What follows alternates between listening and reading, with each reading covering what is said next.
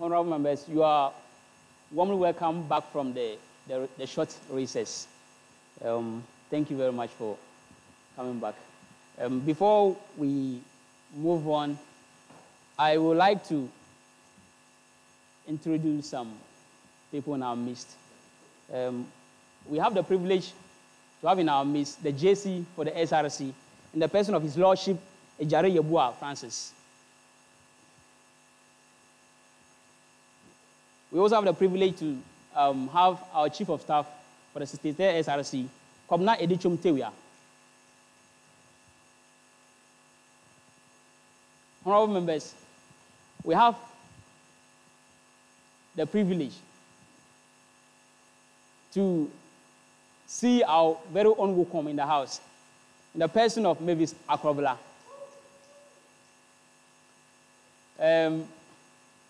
We also have in our midst the transport head and his deputies, Mr. Oben Kwame Prosper. We also have in our midst the Tratec head and her deputies, Charity Haligua. We also have in our midst the sponsorship head and her deputies, Comfort Intim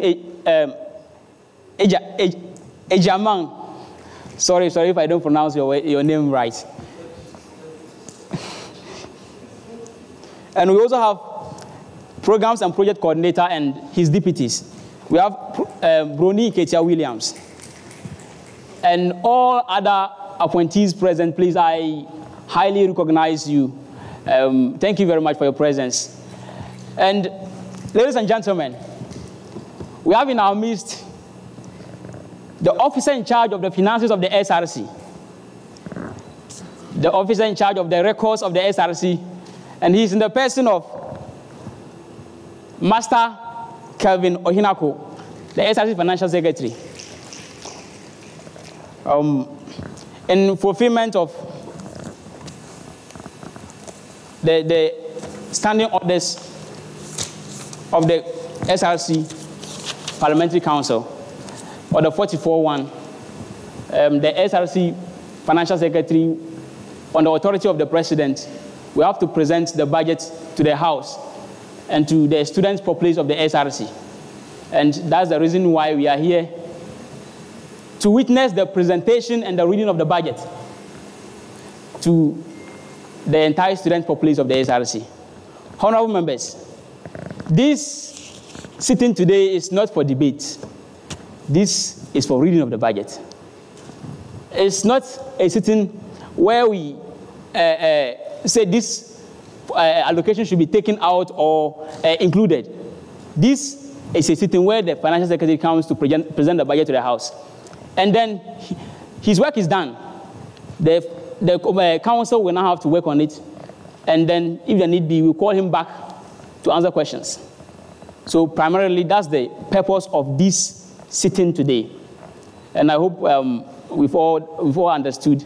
And then we'll abide by all that is supposed to be done. Thank you very much, honorable members and everybody present. Without much ado, we'd like to move on to the next item on our order paper. That's after the commencement of public business. And it is the budget reading from the SRC Financial Secretary. Honorable members, let's welcome to the podium the Financial Secretary of the SRC, Master Ohinako Calvin, to present to us the 63rd SRC budget and all that we are supposed to know. Thank you very much.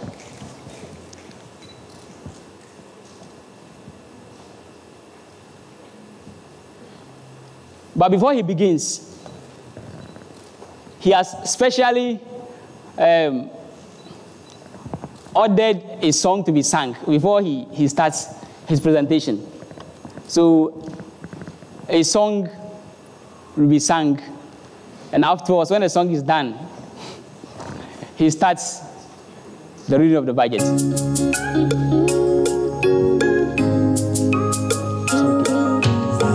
I shall not die, but I will live and declare the works of the Lord.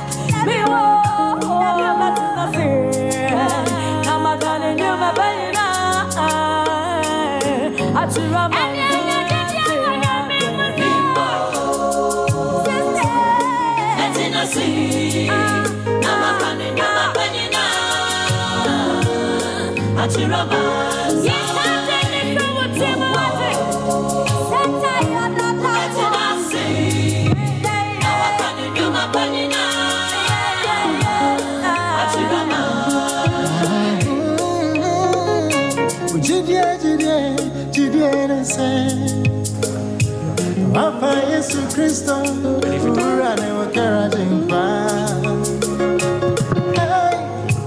Wesingete se unenya mi belanti ana, mi show bose, every mi si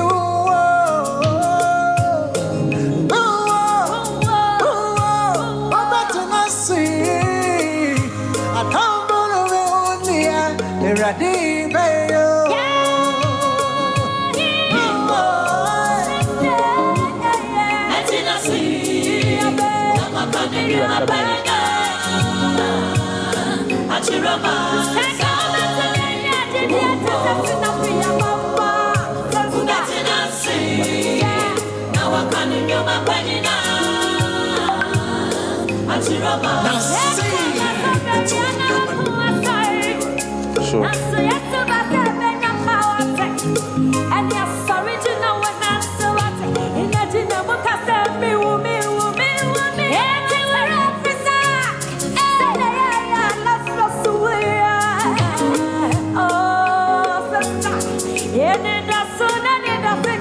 Honorable members, the floor is now for the SRC Financial Secretary to present to us the budget. Thank you very much.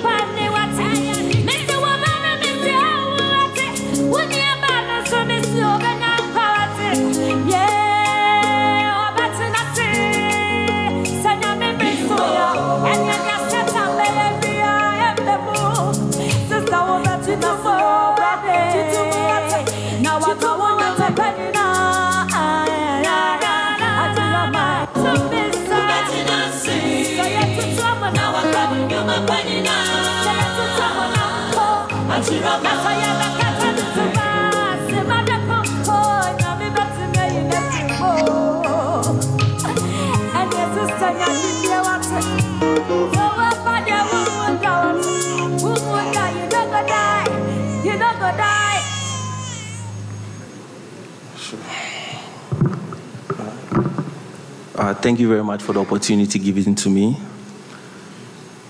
Honorable Speaker, honorable members of Parliament, my one and only welcome my noble appointees, fellow students, the media, I greet you all. Before I proceed, I would like to quote something from the good book, Romans 8:28.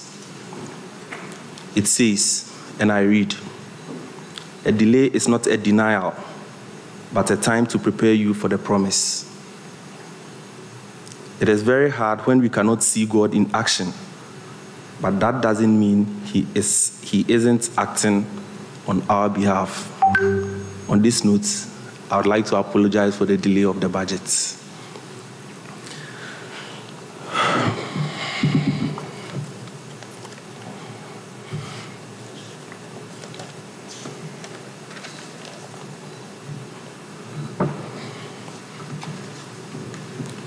The preface. The KNUST-Src budget statement and this policy breakdown highlights the use of 80,000 student funds. The budget will extensively give a breakdown of progressive use of the funds whilst accounting to students at the end of the budget review. This is to clarify concerns that this budget statement is only an estimation of funds to be used, of which actual funds used can be accounted for in the budget review at the end. This will give an overview of allocation under the authority of Her Excellency the President, Yvonne Osei Adobia, whilst ensuring the judicious use of these funds. Where we choose to invest speaks to what we value as an SRC. This mid-year's budget breakdown, the first of our administration, is an extensive policy. It's an extensive policy statement of values that defines the progress of our SRC thus far. It is a budget for what the SRC could be, who our SRC could serve, and how we can, as students, ensure continuity of the SRC. The budget will highlight the real state of the SRC as a fundamental understanding of how the SRC works and why, for a while now, we have not lived up to expectations.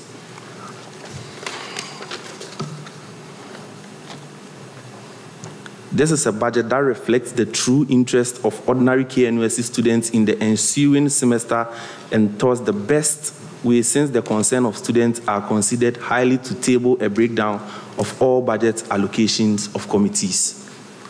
As an administration, our commitment to achieve the targets of the SRC comes from the ordinary KNUST students who cannot afford a 3-square meal and strives hard just to make ends meet to pay their academic fees.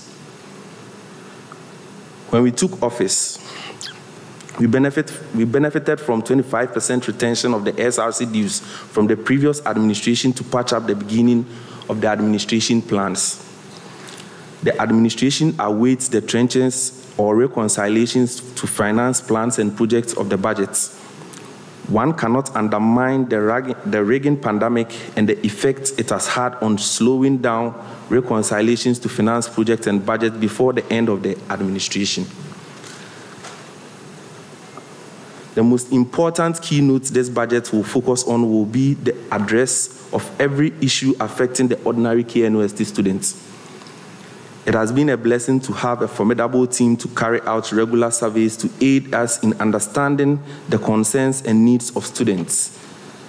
This has enabled us to put up a productive budget allocation for every committee under the SRC to address the concerns of students for the ensuing semester. The SRC calls for your support, understanding, and commitment to accomplish these targets. This budget is dubbed the Ntwaso budget, meaning building on the gains for a progressive SRC. Right honorable members of this House, as we stand on the threshold of a new fiscal year, it is with a deep sincere of respect and gratitude that I extend my sincerest salutations to you all. Your unwavering dedication, insightful deliberation, and steadfast commitment to the welfare of our student community have been the cornerstone of our collective achievements and progress. In reflecting upon the year that has passed, We recognize the numerous challenges we faced and the resilience we demonstrated in overcoming them. The role of the Parliament has been instrumental in this journey, providing guidance, oversight, and support that has been invaluable to our endeavor. As the Financial Secretary of the SRC, it is my honor and responsibility to present to you the annual budget of this academic year. This budget is not merely a financial document. It is a testament to our shared vision for a vibrant, inclusive, and thriving student community. It is a blueprint of our aspiration, a roadmap for our actions and commitment to our values. In preparing this budget, we have been guided by the principles of transparency, accountability, and strategic investment in our community's future.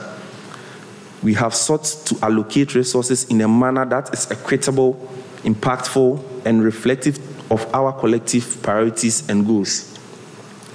As we embark on this journey together, I invite your scrutiny, your insight, and your collaboration in refining and implementing this budget. Your role in this process is not only as stewards of our resources, but a co-creators of our shared destiny. Right Honorable Speaker, members of Parliament, on the authority of Her Excellency President Yvonne Osei Adobia, I beg to move that this Honorable House approve the budget statement and policy breakdown of the Yvonne and K-led administration for the ensuing semester.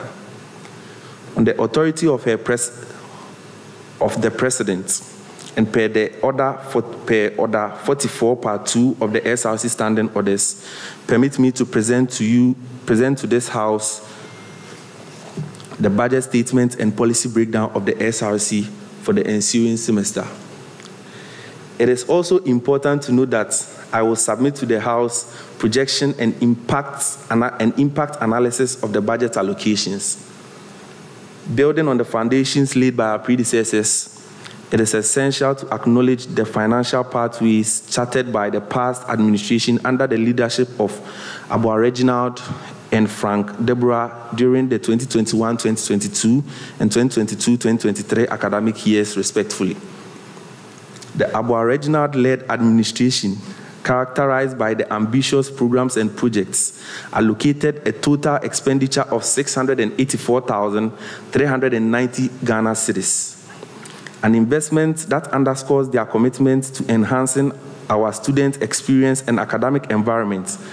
Following suit, the Frank Deborah-led administration continued this legacy of impactful governance with a total expenditure of 807,000 Ghana cedis, further cementing the SRC role in fostering a conducive and vibrant campus life for all.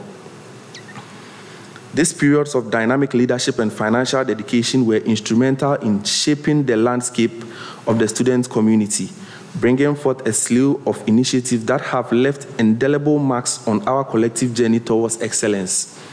However, we turn the page to a new chapter under the current administration. It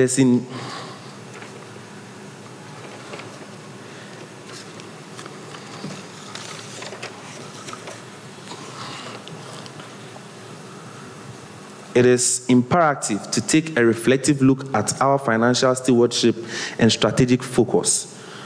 Considering the financial assessments and with a keen eye on a sustainable development, the current administration has embarked on a meticulous budgetary process. Our goal is not only to uphold the legacy of transformative projects and programs, but to do so with an enhanced sense of fiscal responsibilities and efficiency. It is with pride that I share, through diligent planning and judicious allocation, our proposed budget for this academic year. The budget projects a total expenditure on programs that are significantly lower than those of the previous years. This achievement is not a reflection of diminished ambitions or scaling back of our SRC's impact. On the contrary, it signifies a strategic shift towards optimizing our resources, eliminating repetition, and focusing on high-impact, cost-effective initiatives. Our administration is committed to stretching every cedi further, ensuring that we can achieve more with less, and setting a new standard for financial prudence without compromising on the quality and richness of our programs and projects. In presenting this comparative financial narrative, we intend to illustrate the evaluation of our fiscal management strategies and tangible benefits of such an approach. This budget is a declaration of our commitment to financial sustainability, accountability, and a judicious use of the funds entrusted to us by student body. Okay. In our pursuit of excellence and meaningful impact, it has come to our attention that a significant portion of our expenditures in the past has been channeled towards programs that, while beneficial, may not have directly contributed to the core objectives of building the capacity of our students. Recognizing this, our administration is poised to recalibrate our focus, ensuring a more balanced investment in projects that does not only enrich our campus life, but fundamentally strengthen the skills, knowledge, and competencies of our student body. The essence of our commitment lies not just in envisioning transformative projects, but in instituting a framework of accountability that guarantees the judicious use of our resources and the successful realization of our objectives. It is in this light that I am proud to announce to this August House on the formation of a 5-member ad hoc committee tasked with the critical mission of drafting a comprehensive policy document that will serve as a guiding beacon for the accomplishment of projects, underscoring in the budget. This committee will work in close collaboration with the University's Office of Physical Development and Procurement Office, other stakeholders, and our vibrant student community to ensure that every project is not only due diligence and cost efficient, but also delivers on its promise of capacity building and tangible benefits of our students. Okay. The roles and responsibilities of this committee will extend beyond the drafting of policy documents. They will also be instrumental in overseeing the proper utilization of funds for costed projects, ensuring transparency at every stage of the project life cycle, and fostering a culture of accountability that has been sorely needed. This renewed focus on accountability and strategic investment will empower us to not only dream big, but to actualize those dreams in the most efficient and impactful manner. We are at a pivotal moment in our journey, one that demands bold decision and innovative approach to how we conceive and implement student-focused projects. The establishment of this ad hoc committee is one of the main policy reforms towards a more accountable, transparent, and student-centered SRC. We aim to set a new standard of how projects are proposed, evaluated, and executed, ensuring that every penny spent is a meaningful investment of student funds for the future of our students. As we embark on this transformative path, I invite the entire student body to join us in this endeavor. Your insights, feedback, and active participation are crucial to our success. Together, we can build a legacy of impactful projects that not only enhance our campus experience, but equip us with the skills and knowledge to excel beyond the confines of our university. Let us move forward with a shared vision of progress, accountability, and unwavering commitment to the development of our student community. This journey ahead is filled with promise, and together we will realize the full potential of our collective efforts.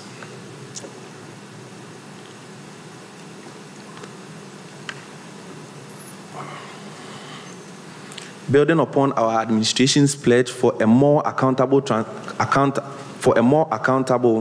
transparent, and impactful stewardship of resources, we turn our attention to the allocation of funds in the various arms of our government with a special focus on the Parliamentary Council.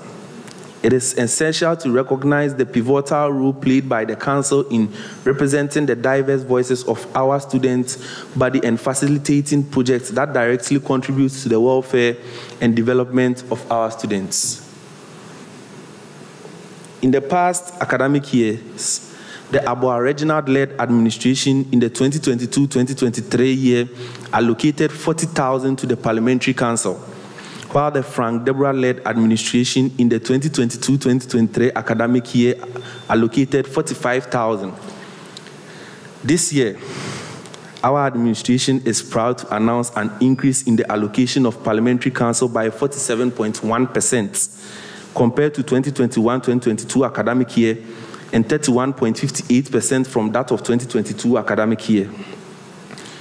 I was thinking you shout for that, but I'll take it again. In the past academic years, the Abua Regional-led administration Order.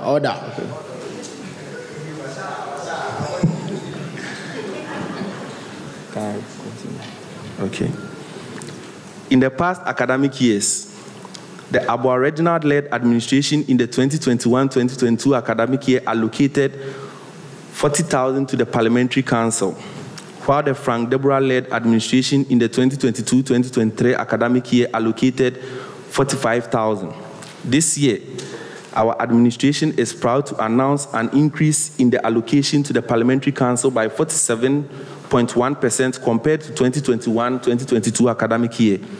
This 2022 academic year and 31.58% from that of 2022 to 2023 academic year.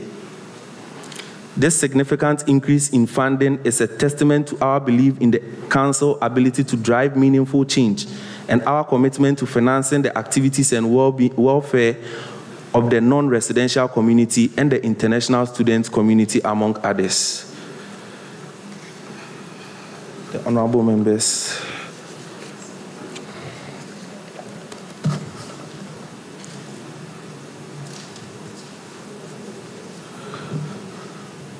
Honorable Fusu Emmanuel, President of the Obuasi campus.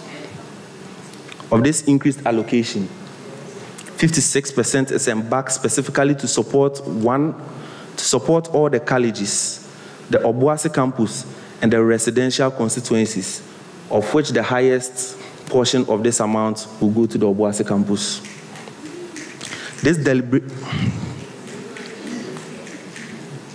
This deliberate allocation is designed to facilitate projects and cater to the unique needs of each constituency, ensuring that every student, regardless of their college or living situation, benefits from one collective effort. By supporting constituency-specific projects, we aim to foster a more inclusive, equitable, and vibrant campus environment where every student can thrive. Furthermore, 48% of the funds allocated to the Parliamentary Council are designed for non-residential constituencies.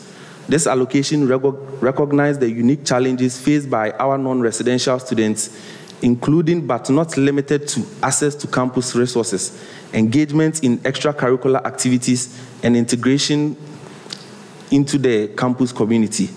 By prioritizing the constituency, we aim to bridge the gap between residential and non-residential students, ensuring a more cohesive and supportive student community. The remaining 52% of the allocation is dedicated to enhance the movement and activities of the August Parliament House, of the August Council itself. This funding is critical for the Council to effectively execute its mandates, facilitate the smooth operation of its activities, and ensure it has the necessary resources to advocate for and represent the students' body effectively. In conclusion, our administration's strategic allocation of resources to the Parliament Council reflects our deep commitment to students' representation, inclusivity, and betterment of our entire student community. We believe that by empowering the council and supporting constituency-specific projects, we can achieve a more connected, engaged, and thriving campus for all. Transitioning from the allocation made to the Parliamentary Council, we now focus on the distribution of funds within the executive arm of our government, encompassing key positions and committees that play a vital role in the day-to-day administration and welfare of our student body. This includes the General Secretary, Financial Secretary, the Women's Commissioner, Welfare, Health, and other vital committees. In reviewing the financial allocation of previous administration, the Abua Regional-led administration in the 2021-2022 academic year allocated 392,190 Ghana cedis for various offices, activities, and programs, while Frank Deborah-led administration in 2022-2023 academic year allocated 599,000 under various offices, activities, and programs. In alignment with our administration's overarching goal of optimizing resource allocation and enhancing fiscal responsibility, we have decided to adjust the budget allocation for these executive arms. Specifically, we have reduced the allocation by 83,000 from the 2022-2023 academic year level for various offices, activities, and programs. This adjustment in the budget allocation has been carefully considered and is distributed as follows: 5.2% to the General Secretary, 2.91% to the Financial Secretary, 11.63% to the Women's Commissioner, 4.8% to the Welfare, 3.8% for miscellaneous, and the remaining 71.6% is divided among other essential committees, including the Academic Affairs, Sports, Entertainment, Health, Tratec, Transportation, Public Relations, and Administrative costs. The rationale behind this reduction and reallocation of funds is twofold. Firstly, it is an embodiment of our commitment to fiscal prudence and the efficient use of resources. By streamlining operations and focusing on cost effectiveness, we aim to ensure that each arm of our government operates with a framework that maximizes impact whilst minimizing unnecessary expenditure. Secondly, these strategic allocations allow us to prioritize initiatives that directly contribute to the capacity building and well-being of our students, ensuring that funds are channeled towards programs and projects with the highest potential for positive impact on the student community. In particular, the significant allocation to the General Secretary reflects the central role this position plays in the administration of student governance, facilitating effective communication and ensuring the smooth operation of the SRC's activities. Similar targeted allocations to the Women's Commissioner, Welfare, Health underscores our administration's focus on supporting gender equity, student welfare, and health initiatives, areas we deem crucial for a holistic and inclusive student experience.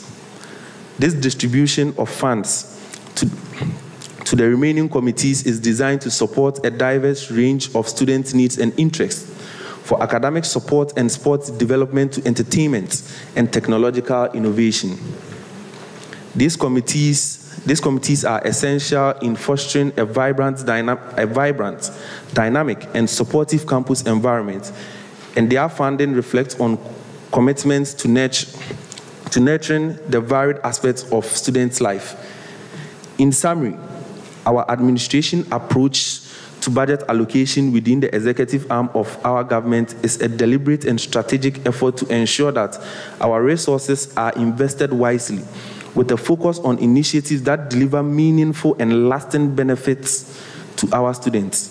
By adopting a more streamlined and targeted approach to funding, we aim to achieve a greater accountability, transparency, and impact in our governance and service to the student community.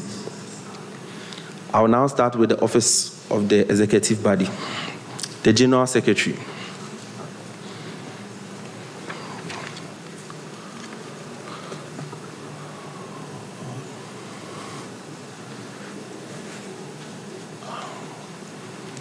Continuing from the strategic budget allocation to the various arms of our government, we delve deeper into the allocation and programmatic initiative of the Office of the General Secretary.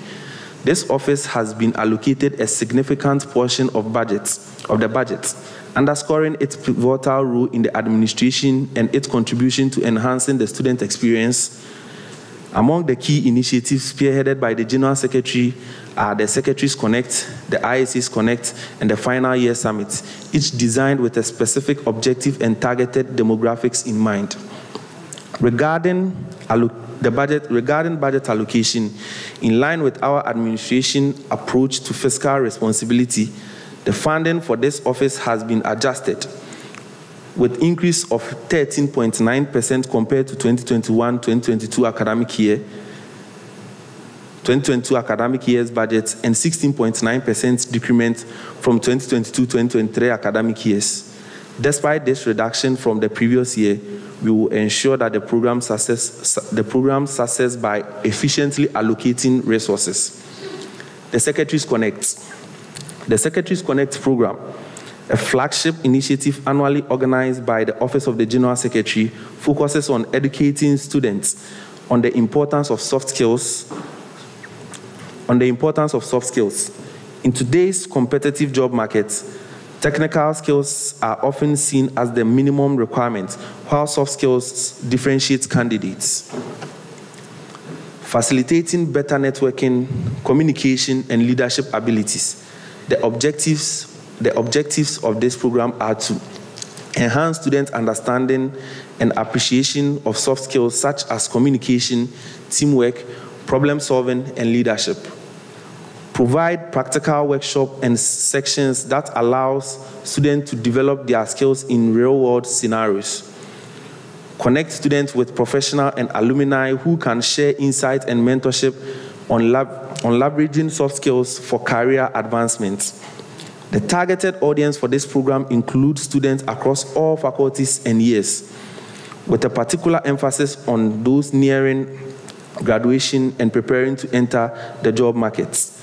Financially, this program is supported by 37% of the General Secretary's allocation. Final Year Summits. The Final Year Summit is designed to prepare graduating students for the transition from university to the professional world or further studies. This summit aims to provide guidance on career planning, job searching, and interview preparation.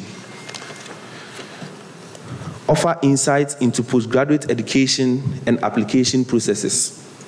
Foster networking opportunities with alumni and potential employees. Financially, this summit is supported by 33% of the General Secretary's allocation.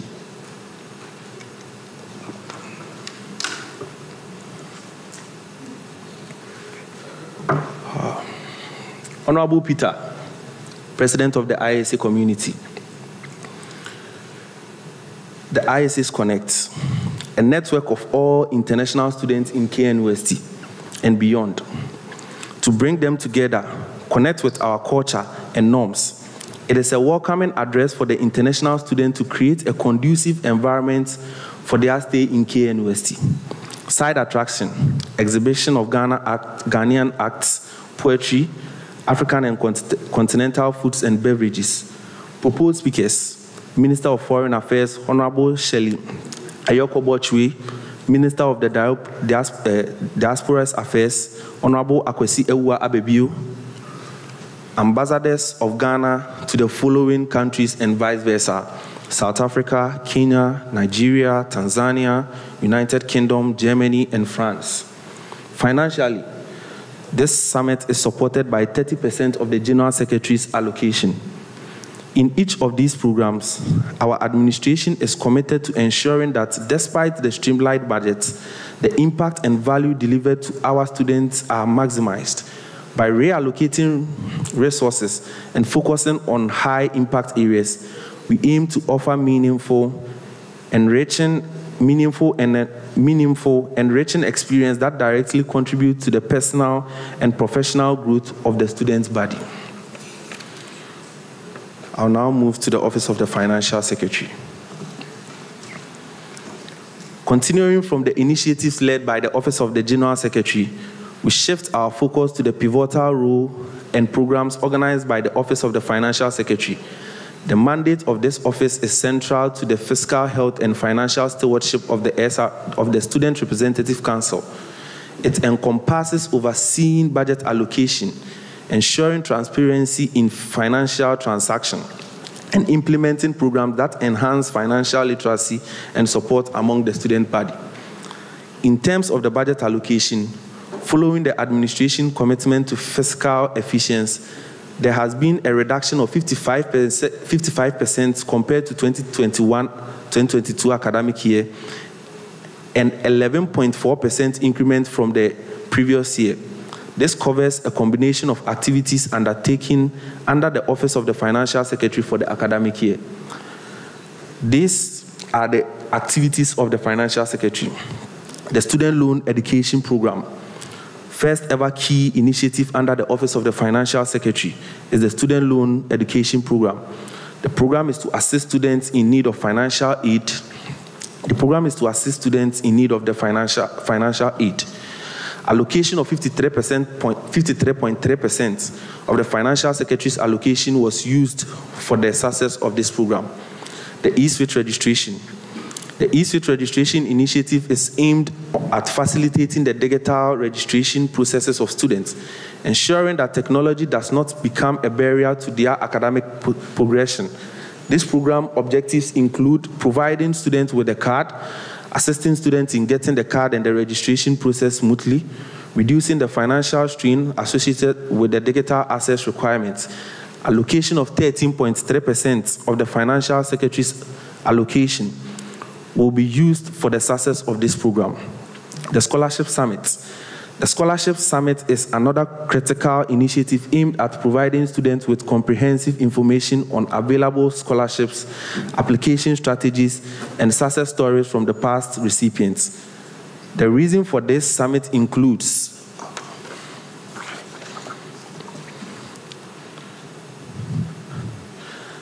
demystify the scholarship application process for students, increasing awareness of scholarship opportunities locally and internationally, equipping students with the skills to craft compelling applications. Allocation of 33.3% of the Financial Secretary's allocation is expected to be used for the success of this program. It is noteworthy that the student loan education, the e-switch card registration, the student loan education, the e-switch card registration programs has been successfully conducted. The funding of this initiative were sourced by the 25% retention received from the previous administration, demonstrating a commitment to a continuity and effective resource utilization. The Office of the Women's Commissioner. Continuing our overview of the impactful programs and strategic initiatives organized by the SRC, we turn our attention to the Office of the Women's Commissioner. The mandate of this office is crucial, focusing on addressing gender-related issues, advocating for women's rights, and promoting health and well-being among all students, with a special emphasis on female students. Through a variety of targeted programs, the Women's Commissioner aims to educate, empower, and support the students' body, fostering a more inclusive and equitable campus environment. For this office, following a policy of fiscal prudence while maximizing impact, the current administration has increased by 24.6% in the budget allocation as compared to 2021-2022 academic year, and maintained the same percentage, that is 100% from the previous year. The Love for Boobs program, which is the breast cancer awareness. A key annual initiative is the Love for Boobs breast cancer awareness program, dedicated to educating students about breast cancer. This program is very crucial because breast cancer is one of the leading health threats to women worldwide, and early detection is vital to improving outcomes. There is a general lack of awareness among young people about the risks and factors and the importance of early detection methods such as self-examination and regular screenings. The program aims to destigmatize discussion around breast cancer and encourage a proactive approach to health. The targeted audience includes all students with focus on empowering women with knowledge about the breast cancer prevention, detection, and treatment option. Allocation of 28.3% of the Women's Commissioner's allocation was used for the success of this program.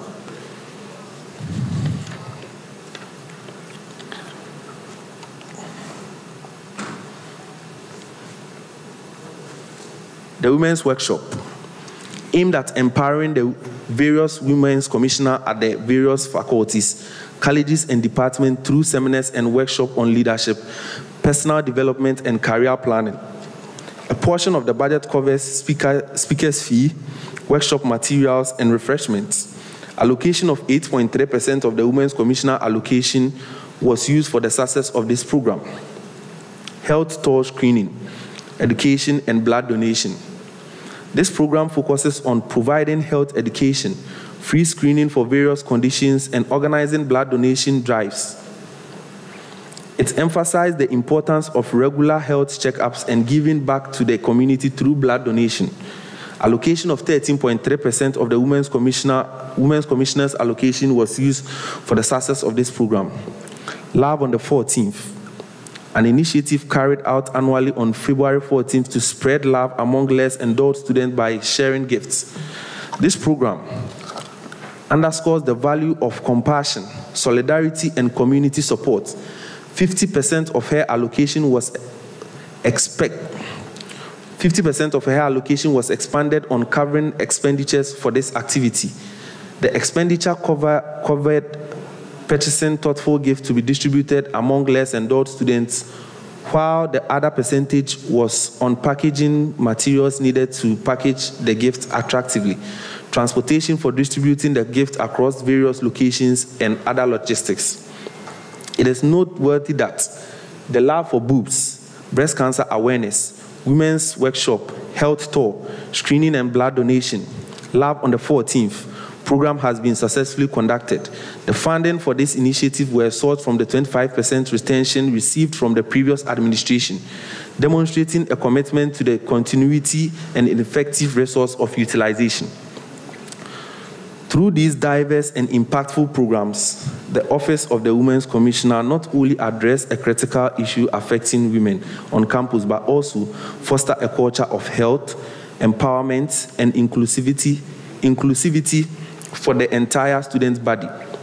By adjusting the budget allocation to ensure maximum efficiency and impact, the office exemplifies the SRC overarching goals of fiscal responsibilities, students' welfare, and gender equity.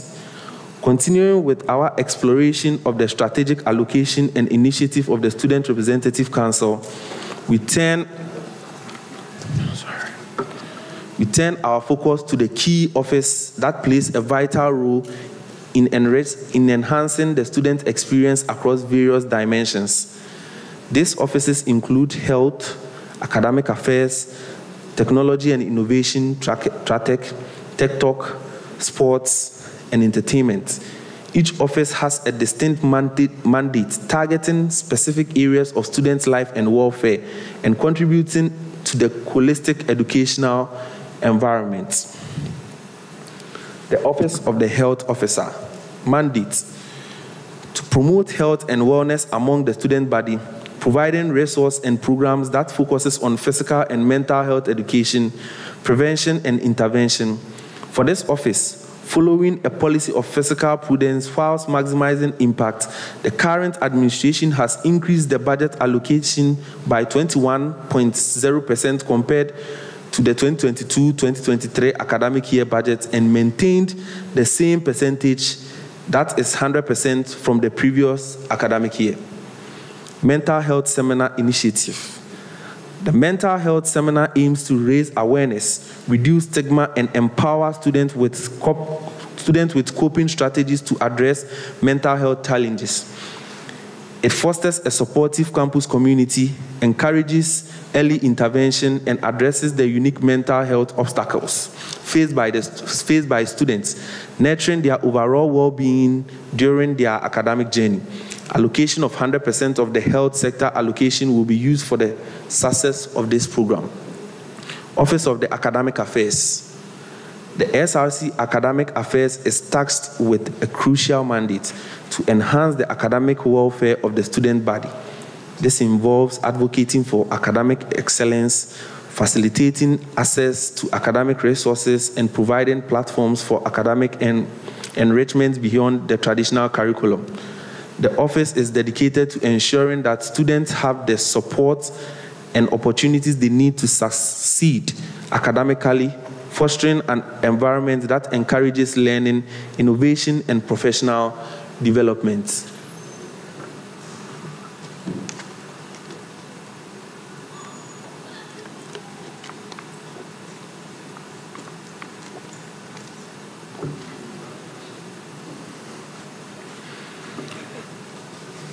The benefits of KNUST students from the initiative of the SRC Academic Head Office are manifold. By organizing programs that complement the formal education received in classrooms, the office enables students to gain additional skills and knowledge that are vital in today's competitive job markets. These programs helped in bridging the gap between academic theory and practical application, making students more employable and better prepared for the future careers.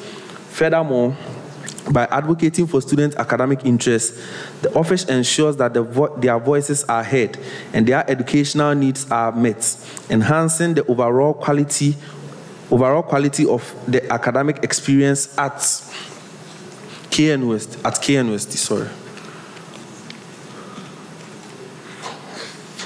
For this office, following a policy of fiscal prudence while maximizing impact, the current administration has maintained the budget allocation percentage of 100% from the 2021-2022 academic year and a reduction of 96.7% compared to the previous academic year. The SRC Weekend School Program. The SRC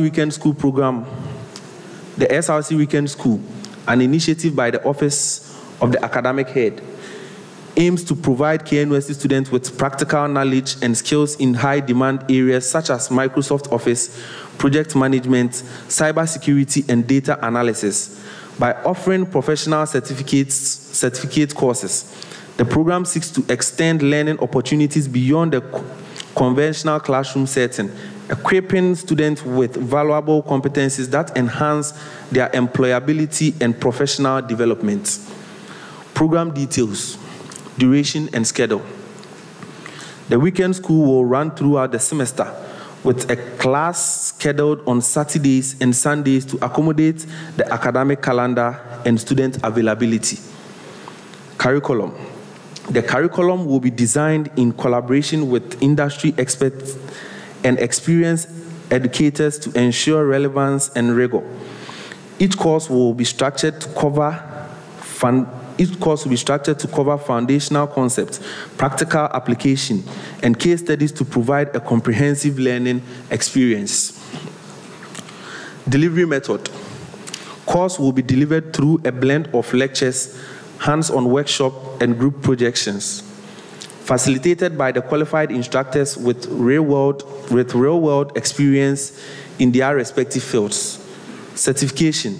Upon successful completion of a course, students will receive a professional certificate recognizing their acquired skills and knowledge in the specific area of study. These certificates will be valuable additions to their professional portfolios. Benefit of students. Skill enhancement. Students will gain practical skills and knowledge that complement their academic studies, making them more versatile and competent in their chosen fields. Career readiness. The program prepares students for the workforce by providing them with industry-relevant skills that highly sought after by employees. Networking opportunities. Interaction with the instructors and peers from various disciplines offers valuable networking opportunities, facilitating professional connections and collaborations. Personal development. Engaging in additional learning challenges students to think critically and creatively, fostering personal growth and confidence. Implementation plan.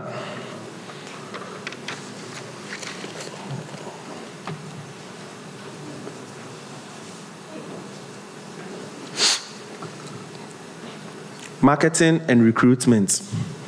This will promote through various channels, including social media, campus posters, and email newsletters to ensure wide student participation. Partnership.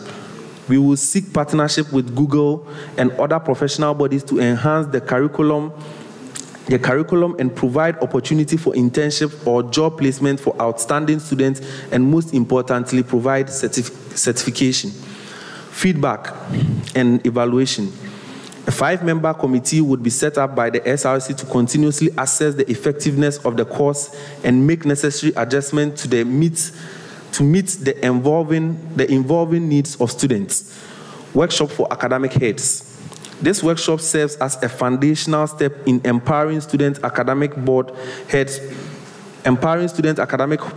to be more effective in their roles, facilitating a constructive partnership with the University Academic Board, and ultimately contributing to the enhancement of academic standards and student satisfaction at KNUST. By investing in the development of student leaders, the university demonstrates its commitment to inclusive governance and quality education. Objective. The main objective of this workshop is to orient student academic board heads on the roles and responsibility, enhance their skills and capacity, and elaborate on strategies for effective collaboration with the University Academic Board. The aim is to foster a productive partnership that promotes and ensures the delivery of quality education at KNUST. Why the workshop is necessary. Clarification of roles. It is crucial for student academic board heads to have a clear understanding of their roles and the scope of their influence to effectively advocate for the student needs and contribute to academic policy discussions. Capacity building. Enhancing the leadership, communication, and strategic planning skills of the student leaders will enable them to be more effective in their roles and in representing the student body. Fostering collaboration. By promoting synergy between the student academic board heads and the university academic board, the workshop aims to create a more cohesive approach to addressing academic challenges and implementing solutions that benefit the entire student community. Quality education. Ultimately, the essence of the workshop is to contribute to the ongoing effort to improve the quality of education at KNUST by ensuring that student leaders are well equipped to participate meaningfully in the academic governance. An allocation of 100% of the academic sector's allocation will be used for the success of this program. The SRC Research Center and Final Year Support Fund. The SRC Student Research Center and Final Year Support Funds are envisioned as a catalyst for academic innovation and personal development at KNUST.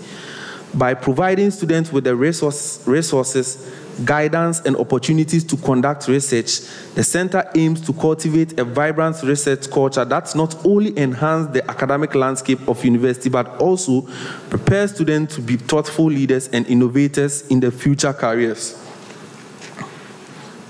This initiative underscores the SRC's commitment to fostering an environment where academic inquiry in student potentials are nurtured towards achieving a tangible impact. Objective. The aim of the SRC Student Research Center and Final Year Support Fund is to establish a supportive framework that empowers KNUST students to engage in research activities focused on problems they are passionate about solving. This initiative seeks to foster innovation, contribute to the academic development of the university, and facilitate personal growth among students. Why the SRC Research Center and Final Year Support Fund is essential. Encouraging innovation. By providing students with the opportunity to research problems of their choosing, the center encourages creative thinking and innovation, essential components in addressing contemporary challenges. Academic development, student-led research projects contribute valuable insight and discovery to the academic community, enhancing the university research output and reputation. Skill enhancements. Participating in research activities allows students to develop a wide range of skills, including critical thinking, problem solving, project management, and effective communication. Personal growth. Engaging in research fosters a sense of responsibility, independence, and confidence among students, contributing to their overall personal development. Community impact. Research conducted by students can focus on local issues, leading to solutions that have a direct positive impact on the surrounding community and beyond. How the SRC Research Center will operate. Facilities and resources. The center will provide access to necessary research facilities, including laboratories, library, and digital resources to support student projects. Mentorship program. Experienced faculty members and industry professionals will be invited to mentor students, offering guidance on research methodologies, project development, and execution. Workshop and seminars. Regular workshops and seminars will be organized to enhance students' research skills and knowledge on various topics, including ethical research practice, data analysis, and academic writing. Funding and grants. The center will seek to provide funding opportunity for promising research projects through grants, scholarships, or sponsorship, enabling students to pursue their research without financial constraints. Collaboration opportunities. Students will be encouraged to collaborate with peers, faculties, and external organizations, fostering a multidisciplinary approach to research and innovation. Presentation and publication. The center will organize annual research symposiums where students can present their findings. Additionally, efforts will be made to support students in publishing their work in academic journals and presenting at external conferences. Tech Talk. This office is dedicated to hosting talks and seminars on emerging technologies, digital literacy, and the future of work, aiming to prepare students for the evolving tech landscape. A reduction of 40% compared to both 2021-2022 academic year and 2022-2023 academic year. Sports Commissioner. This office exists to enhance the physical well-being and team spirit among students through sports and recreational activities, organizing intercollege competitions, and promoting fitness and sportsmanship. There has been an increase of 25% compared to the previous academic year. Office of the Entertainment Committee.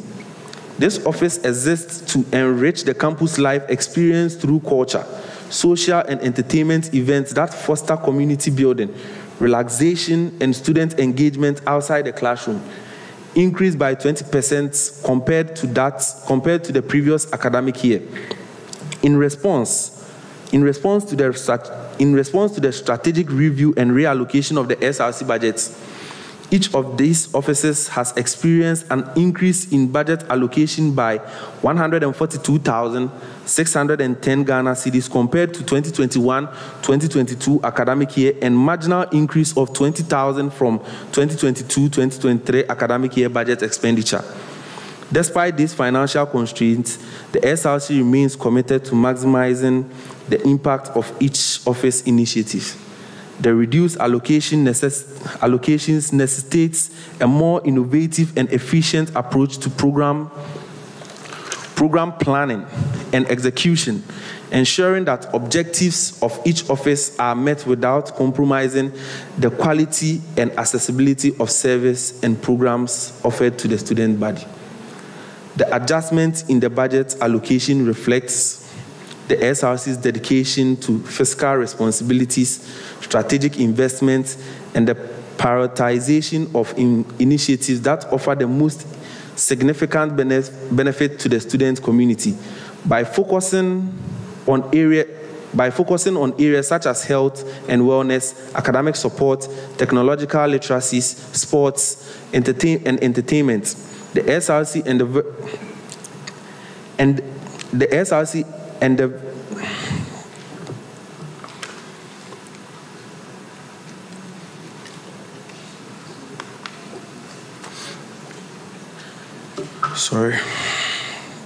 The SRC endeavors to provide a well-rounded and enriching university experience that supports student personal, academic, and professional growth. This strategic approach underscores the SRC overarching commitment to fostering a supportive, inclusive, and empowering campus environment for all students, ensuring that resources are utilized efficiently to benefit the student community. Building upon the detailed examination of the budget allocation and strategic initiatives across various offices within the Student Representative Council, the rationale behind this comprehensive analysis becomes clear. This exercise has been undertaken with the due objectives of showcasing the SRC's expenditure trend over recent years and underscoring the importance for the current administration to uphold the highest stance of accountability.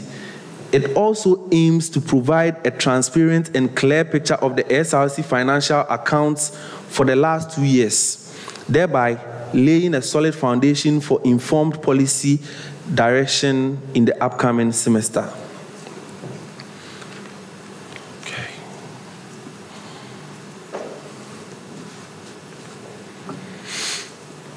In line with our commitment to fiscal responsibility and strategic prioritization, the administration has made a deliberate decision to decrease the allocation for programs by 83,000 Ghana cedis. This decision was not taken lightly, but was deemed necessary to realign our financial resources with our most pressing priorities to ensure that every cedi spent contributes directly to the welfare and development of our student community.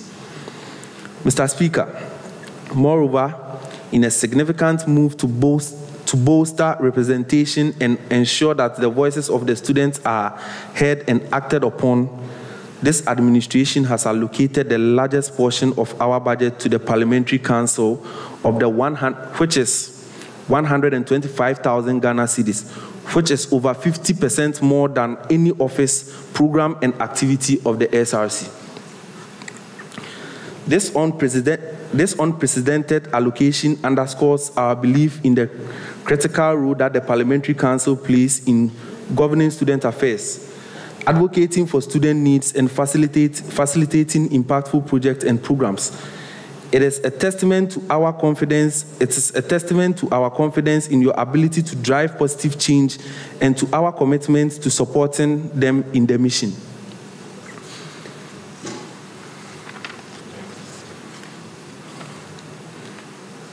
Building on strategic redirection and commitment to enhancing student welfare and development, the Student Representative Council has made notable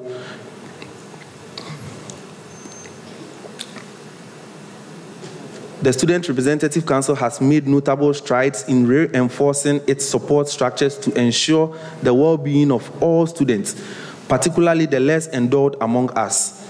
In line with this commitment, the SRC has taken decisive steps to augment with its welfare initiatives significantly.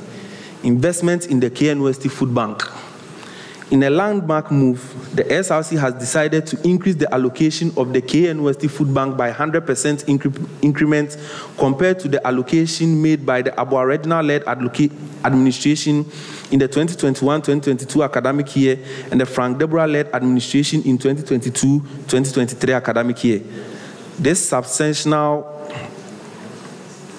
substantial increase in funding is driven by the urgent need to expand the food bank's capacity, enabling it to cater to the daily nutrition needs of approximately 150 less endowed students throughout the entire academic year. This expansion is not just about providing meals. It's about ensuring that every student has the energy and health to pursue their academic and extracurricular activities to the fullest, acknowledging that proper nutrition is a foundation aspect of academic success and overall well-being. Expansion of the KBN and the fee support for less endowed students. Moreover, the SRC is in advanced negotiation for the expansion of the KBN initiative to encompass financial support for the tuition fees of less endowed students. An allocation of 60,000 Ghana cedis is our budget. An allocation of 60,000 Ghana cedis is in our budget. An allocation of 60,000 Ghana cedis in our budget is earmarked for this purpose, reflecting our dedication to removing financial barriers to education. This initiative recognizes that access to education goes beyond academic fees, addressing the holistic needs of our student population to ensure that financial constraints do not hinder their academic journey. Partnership for an e-counseling app. Acknowledging the growing needs for mental health support among the student population, the SRC is also allocating resources towards the partnership for an e-counseling app. This innovative platform is designed to provide students with easy and confidential access to professional counseling service, catering a wide range of mental health needs and concerns. The e-counseling app represents a critical step towards destigmatizing mental health issues and making support accessible to every student, anytime and anywhere. This initiative underscores the SRC's recognition of mental health as a crucial component of student welfare, ensuring that students have the support they need to navigate the challenges of university life. Reduction in the allocation for other programs.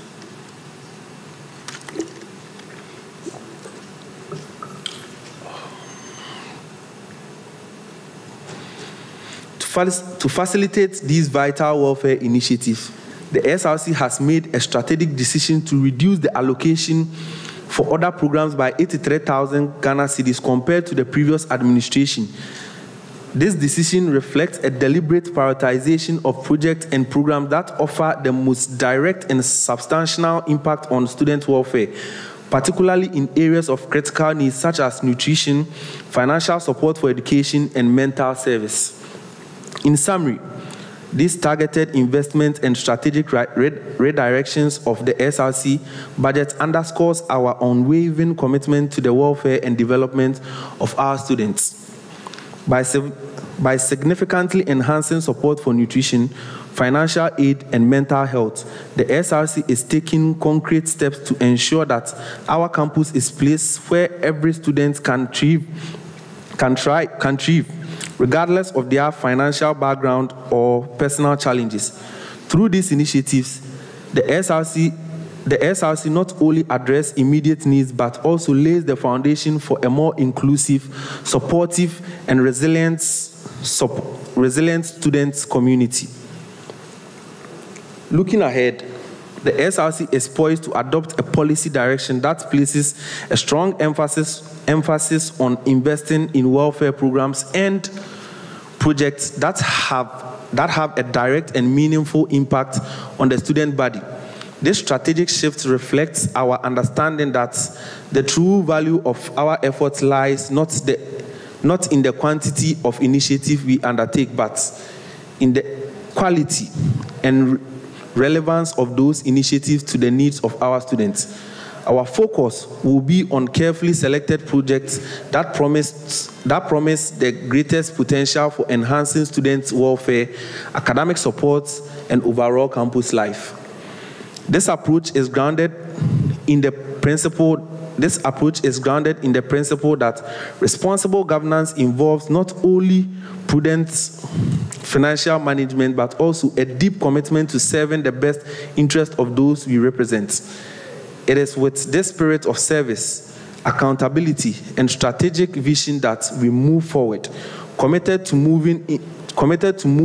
making informed decisions that will steer the SRC towards a future whereby every student can thrive.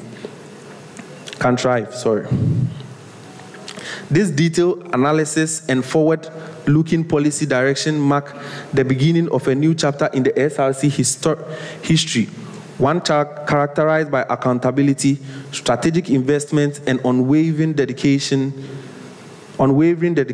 to student welfare and development. In furtherance of this commitment to not only enhance the welfare and development of students, but also to ensure the strategic and impactful delivery of key infrastructure projects, the Student Representative Council has taken a significant step forward, recognizing the importance of accountability through planning and collaboration for the success of its initiatives. The SRC has inaugurated an ad hoc committee specifically tasked with a comprehensive assessment of key projects. This initiative underscores the SRC's dedication to transparency, efficiency, and effective use of resources in its project implementation. Key projects and collaborative efforts. Among the pivotal projects under review by this ad hoc committee is the construction of an outdoor learning area. This project aims to create a versatile open space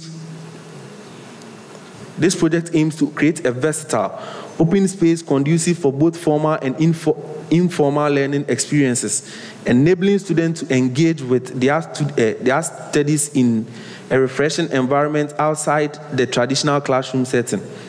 Another significant project is the development of a sitting area at the SRC hostel.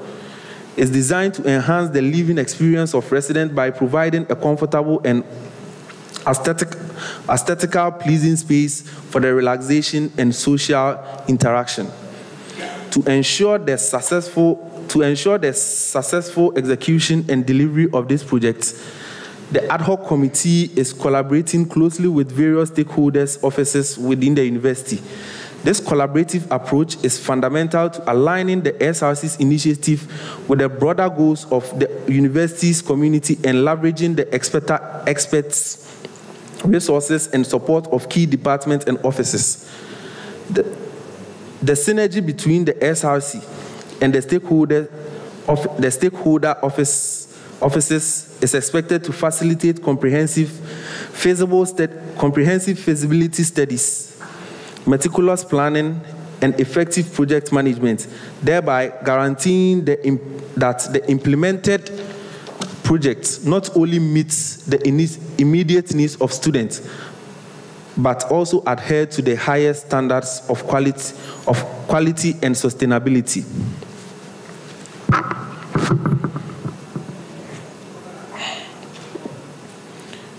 The primary objective of inaugurating this ad hoc committee is to instill a culture of accountability and precision in the execution of the SRC's projects. By conducting full assessments, including feasibility studies, cost analysis, and stakeholder consultation, the committee aims to ensure that every project embarked upon delivers maximum value and benefit to the student community. This meticulous approach to project execution is expected to set a new precedent for how student-led initiatives are conceptualized, planned, and realized within the university. In summary,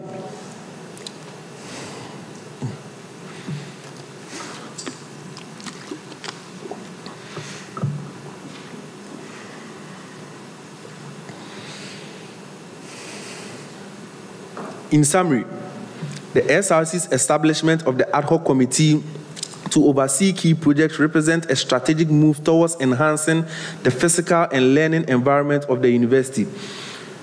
Through close collaboration with stakeholders, officers, and commitment to thorough planning and accountability, the SRC is poised to deliver projects that not only enhance the campus experience, but also contribute to the overall well-being and success of the student body. This initiative is a testament of the SRC's proactive and responsible governance, making a significant milestone in the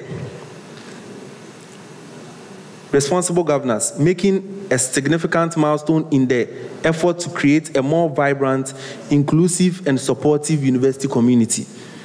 As we embark on this journey, we invite the entire student body to engage with us, to share their insights, and to participate actively in shaping the future of our campus community. Together, we will navigate the challenges ahead and seize the opportunities that lie before us, ensuring that the SRC remains a powerful force for good in the lives of all students. Mr. Speaker, the House, it has been an honor to present the budget for this fiscal year under the authority of Her Excellency the President to this August House and the students' populace governed once again by the SRC President. The focus of the administrations and course will not support the focus of the administration and course with the support of the Parliamentary Council is crucial in unity and together ensures accountability and sense of great responsibility in serving the student and university community. I beg to move the consideration of the budget for the 2023-2024 fiscal year. Thank you very much.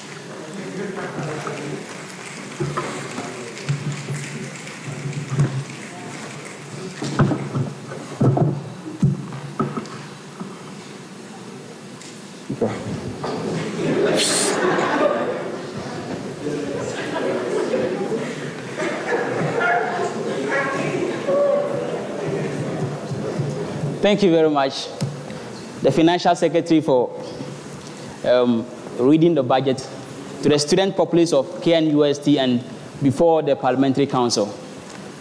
Honorable members, I would like to give opportunity to the caucus heads to give their submissions on the budget. Caucus heads. Let's take note of this. This is the reading of the budget. It is not a debate. He has just come to present a budget to the Parliamentary Council, and afterwards we debate on it.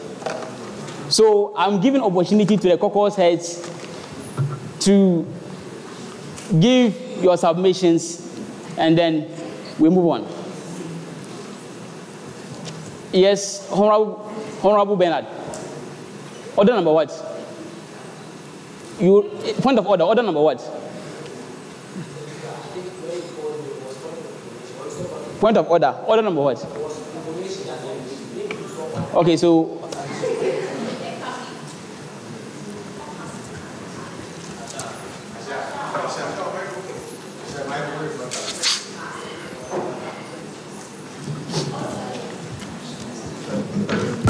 point of information, please be quick about it. What's the information? Yes. I would like to know why, and all the parliamentarians here would like to know why you are restricting submissions to only college caucus heads. All right, Honorable. One, to all the caucus heads. Because if you are in need of our submissions from the college caucus heads, the caucus heads rather, it means that they would have to come to us, the individual caucus members, for deliberations to be made before submissions can be presented to you. One person cannot sit there and then say that this is the submission of the whole caucus, the college caucus, the UNRC caucus. And Mr. Speaker, there are a lot of things that are going on which is wrong. And if care is not taken, some things will leave Parliament which are not supposed to leave Parliament. Resume your seats, okay. Mr. Speaker. Resume your seats. I'm not done. Let me address it. Resume your seat. You won't let me finish with my submission. Resume your seat. You won't let me finish with my submission. Resume your seat. You won't let me finish my submission. Sit down. Sit down. Honorable.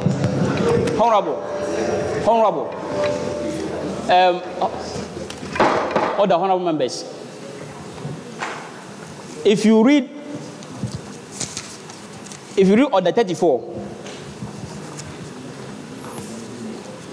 All right, let's go to Order 45 first. Order 45 of the standing orders. It says that after the formal reading of the budget, the chairman of the Budget and Finance Committee shall represent the views and recommendations of the committee to be addressed by the Executive Council before the House debates on the budget. Right now, if you want to give submissions or make put any information across, you have to direct it to the chairperson of the Finance Committee, and he will now send it through the Speaker to the Executive Council before we debate on the budget. But I am giving you the opportunity. I have given the opportunity generously for the caucus heads to give their submissions on the floor. Honorable members, this is not a debate, so let's not debate on this. Let's not debate on this. Speaker, I raise a point of order, Mr. Speaker. Please, I'm not recognized you. Resume your seat. I'm not recognized you yet. Mr. Speaker, it's a point of order. Yes, it's a point of order. I have to recognize you first. Resume your seat. Honorable. When you rise on a point, I have to give the permission before you start speaking. You can't rise and then you start speaking. You get it? So you have the floor now.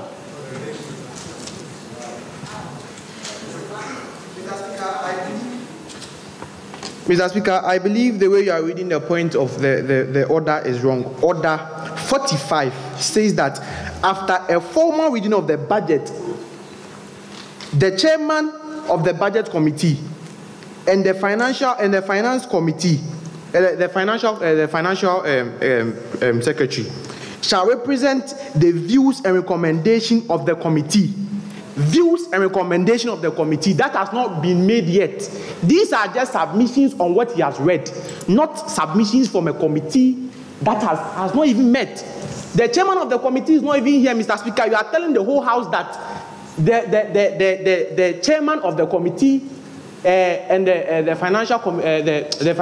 financial secretary they have to meet and review it, where the House has not even deliberated on the issue. So what we want right now, the way you are reading the order and the way you are saying that you are the Speaker, we respect you a lot. Honorable. And this is a public platform, Mr. Speaker. Yes, Honorable, resume your seat. A public platform. Honorable, resume your seat. Honorable. Mr. Speaker, the way you are using the standing orders, no. Honorable, that's resume your standing orders stays. You see, get this clear. Order 45, it says that after the formal reading of the budget, listen to me. The chairman of the Business and Finance Committee, shall represent, Budget and Finance Committee, shall represent the views and recommendations of the committee to be addressed by the Executive Council before the House debates on the budget. Budget and Finance Committee. Order. So what I'm saying is that now is not for a debate. Now it's for the budget to be presented to the floor, and then if you have any challenge, you channel it to the Budget and Finance Committee chairperson. He will not channel it through the Speaker. Order. That is not the order to be read. It's a wrong order. It's a wrong order. You don't understand the order. Honorable members. Because we are not any deliberation. Order. Honorable members. Please resume your seat. Let me make this clear. You see, you have to get this clear. Honorable members, please, let's not drag issues over here. You see, after the formal reading of the budget, it means submissions are not supposed to be made here. Submissions are to be made during the debate session. Good. Yeah, so we are going to... saying that we don't read these things in bits. That's the problem here. They are supposed to be... Honorable, stand up and speak. You can't sit down and speak. Yes, and you have 30 seconds to make your submissions. Mr. Speaker, we don't read it in bits. After you read the first part, at the formal reading, they have to meet, fine. But they are representing the views of a committee. And that committee has not even met. So, yes, so when should we wait? Good, honorable. This is not a time to channel your grievances to the SRC. This is not a grievance. This is a procedure. Yes, honorable. Please. You have, please. Look, please, calm down. You see, budget reading. When they say budget reading, it means the SRC comes to the floor, and the SRC gives the budget to the council members, and then the council members channel it to the appropriate committee, and the committee, after taking the views of whatever views the members have, they channel it through the speaker to the executive committee before we debate on the budget. Honorable members. So this is not a time to be asking who's giving nominations or whatever. Honorable members.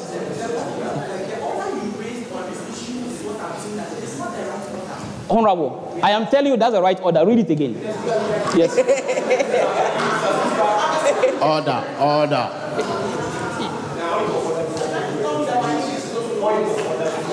Please. Give me a seat.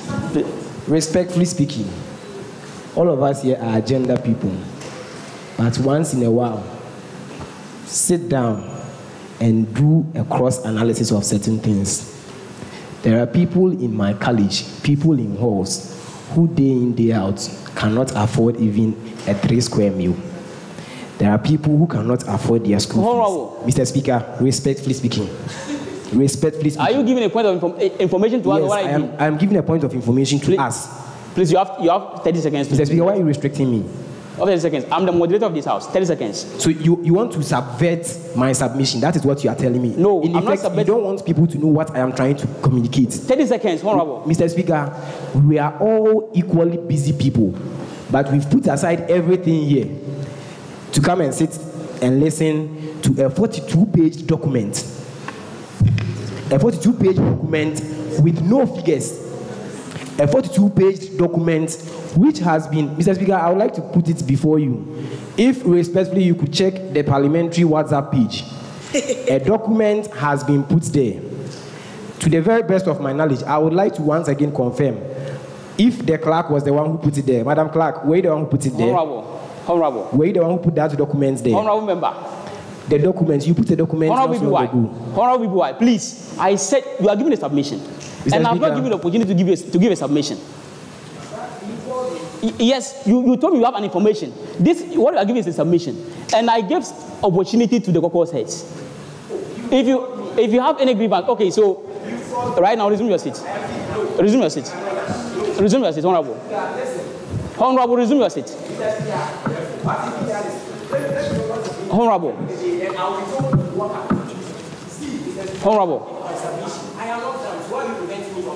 Honorable, I am the moderator of this house. Yes. You should understand that. Yes, so, and I'm telling you that this is not a debate. Budget, yes, so I am not giving you. I'm not giving you a chance to give your submissions. Okay, so okay, I've not called you again. Resume your seat. Okay, resume your seat. Honorable. Order.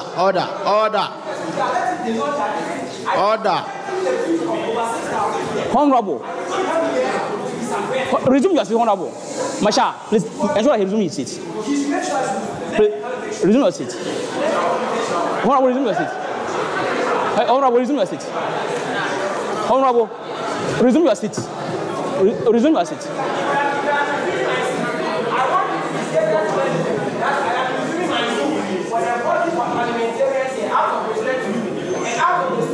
Honorable, resume your seat.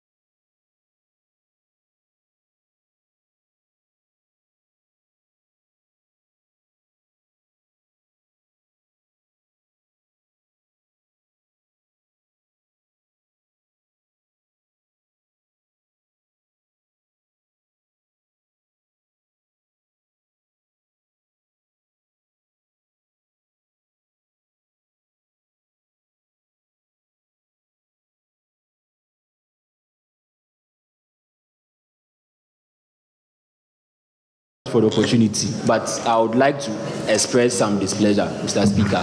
Point of order before point of information. All this wouldn't have happened. Mr. Speaker, before I say what I'm going to say in relation to the standing orders, let me refer you to the standing orders. That's part 11. Okay. The financial procedure, order number 44, yes. Section 2. Yes. Prior to the budget being formally read on the floor of the House, a copy shall be submitted to the Budget and Finance Committee for due consideration and recommendations. So I would like to ask a question in this regard. Okay, have a copy of the budget been sent to the Budget and Finance Committee, and when was it sent? No, sir. Thank you very much. Okay, thank you very much, honorable member.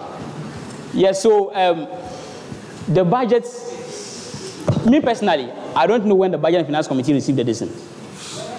I don't know when the Budget and Finance Committee received their decision. Order. Yes. Order. Yes. So yes, please.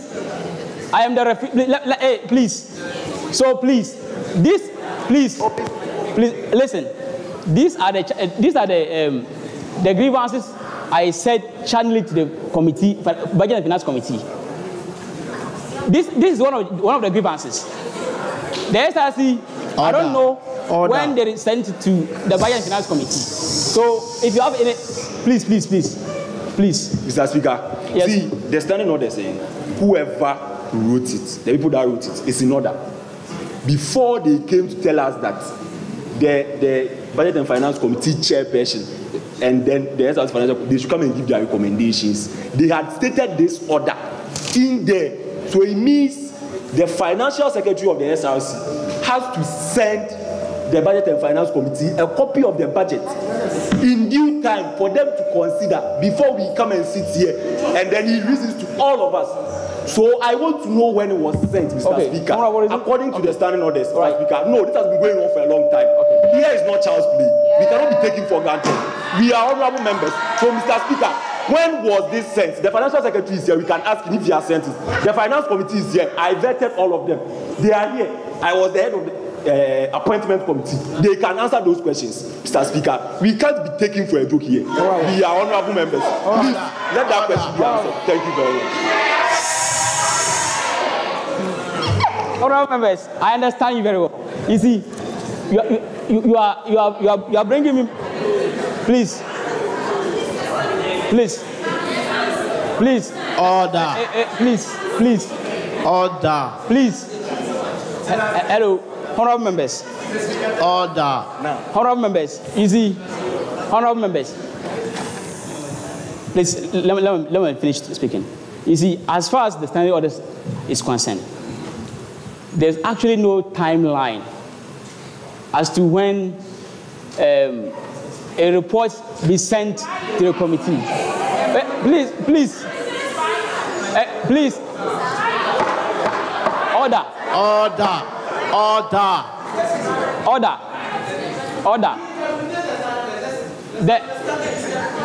What the standing order says is that before the budget order. Okay, so before the budget is read. Order. Honorable, please, resume your, please, Masha, ensure that there's silence in the house. Okay, please.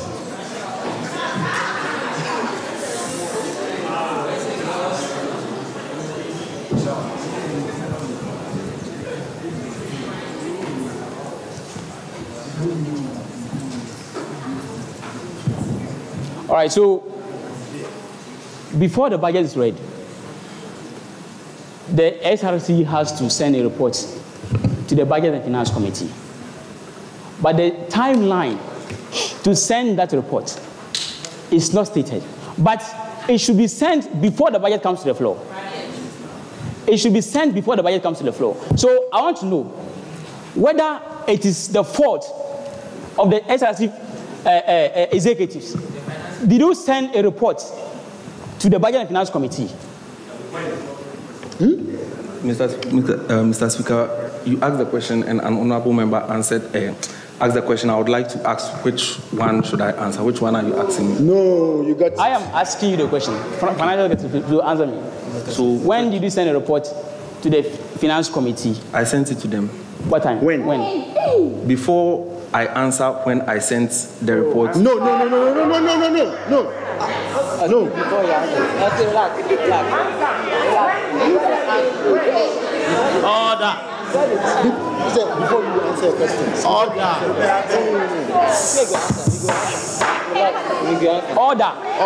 Order. Let me state this. Mr. Speaker. Let me finish. Let me state this. As far as if he sends the budget to the Finance Committee before the budget was ready, he has not violated the standing orders. When? Mr. Speaker,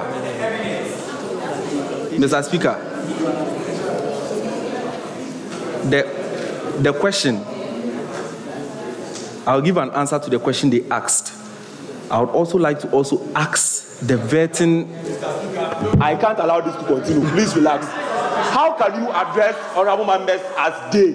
Honorable members, you stood here, you put your hands in your pocket. Just that you are coming to do it again. Please. Mr. Speaker, we can't do that for this to happen. Honorable members. We can stage the walkout right now. Honorable members. We have to be respected here, Mr. Speaker. No. Calling us they, honorable members. This is very serious. Honorable. We can stage the walkout and leave. Honorable Speaker, please, exercise patience. Please, because of this, the students, that's why we are here. Honorable Speaker. We can't condone this, Mr. Speaker. Honorable Speaker. Honestly speaking, exercise patience. Mr. Speaker. Yes. Thank you very much. Yes, Financial Secretary. Mr. Speaker, I would like to apologize for the act of placing my hands in my pocket. But the fact is that honorable members are deliberating on issue and I need some relaxation. So when I come back, that is when I put my hands in my pockets. So I don't know if I'm restricted to either kneel. If they want me to kneel down so that at least I respond to their question, at least I can do that for them. Because I don't know why I'm being restricted from just... Sure. Honorable BBY, thank you very much. As I said, the answer to your question will be given. Per the SRC Constitution, the budget must be put in place or put in order together with the Finance Committee. I would also like to ask the Finance Committee when the vetting was conducted and the time and the day that the committee was submitted to the Financial Secretary and the timeline given to me to put down a document of 42 pages. The budget was sent to the Finance Committee this morning.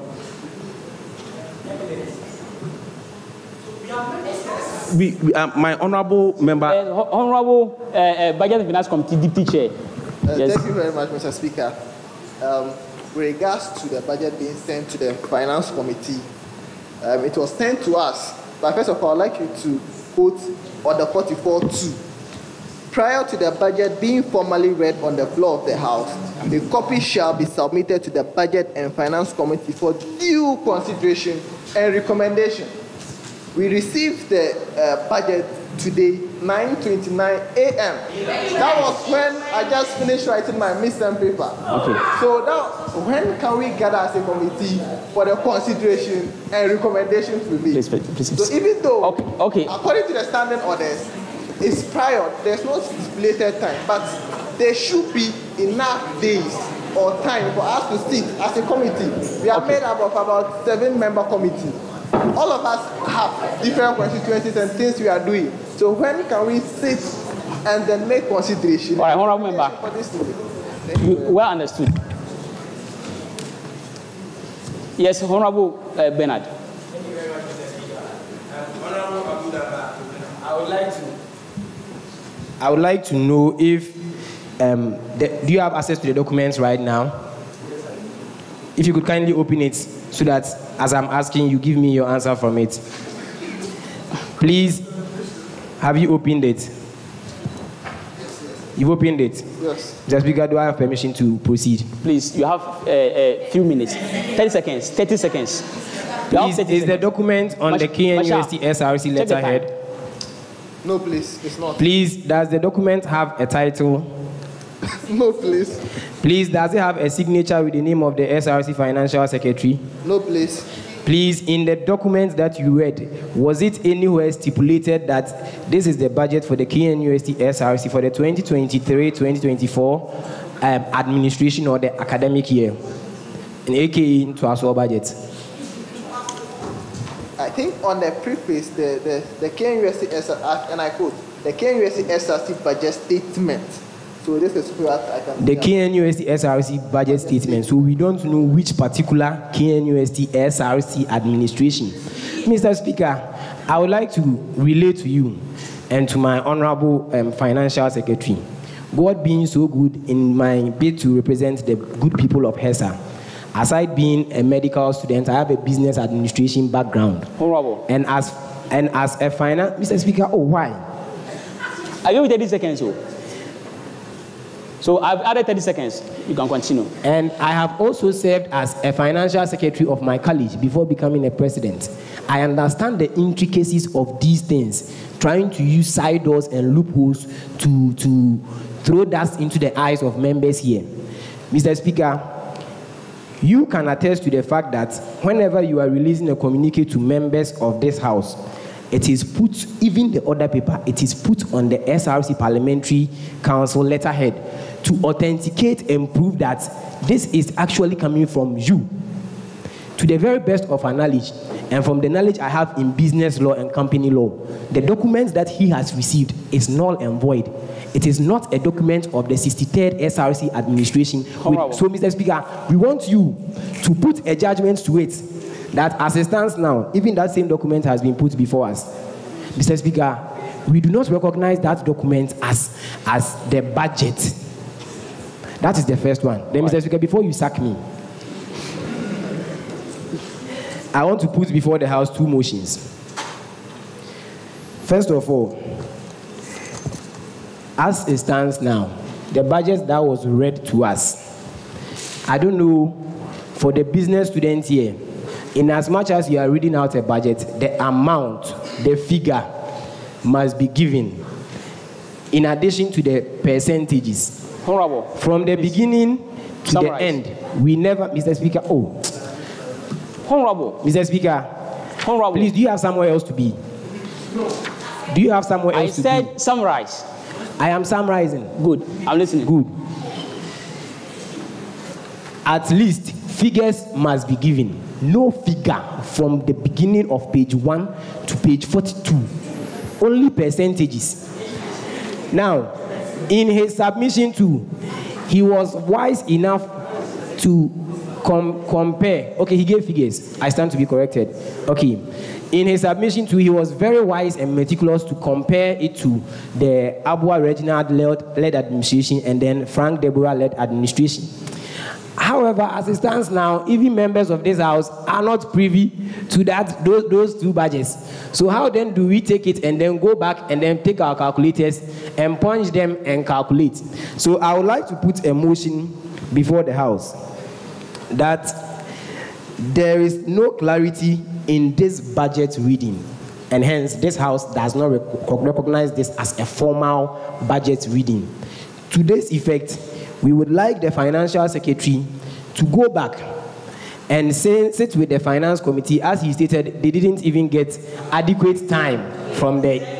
Yes, so now we are giving you adequate time to go and then give us a comprehensive budget. However, this time we are giving out the details so that the back and forth won't be long, and then we won't also be delaying. Give us the amount.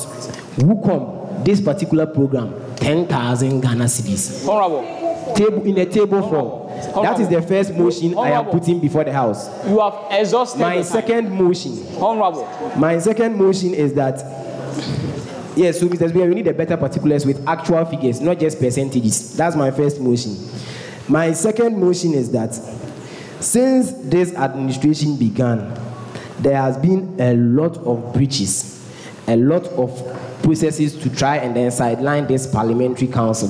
Honorable. And I would like to put before this House that we want to, within the shortest possible time, approve this budget and then be done with it so that we can also focus on our constituencies. Until we are done approving the budget, we have seen the SRC spending from the coffers. And we don't know, they can confirm it or deny. Until we are done approving the budget, we don't want to see the SRC spending or organizing programs, because it will be a breach of the parliament. And if that is done, drastic measures will be taken. So I would like to rally all parliamentarians here, looking at what your members are going through, the challenges they are facing, to come together and second this motion, these two motions. Until we are done, we don't want to see any spending, and then we want figures, and then we want figures, not just percentages. Because as a financial secretary, if that is what I want to do, it means I want to confuse everyone here.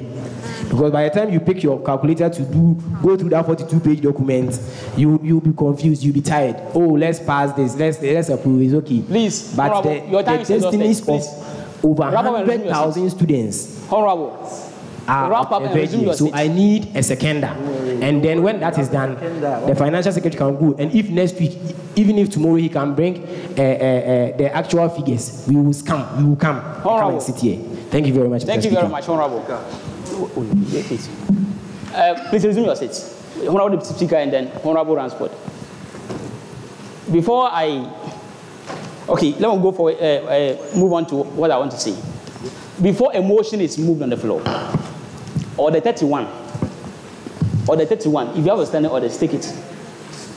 Or the 31 states the motions that can be moved without prior notice. Or the 31-1, 11A, 11B, 11C. Those are the motions that can be moved without prior notice to the House. The motion you are moving now, is not part of those motions that can be moved without prior notice.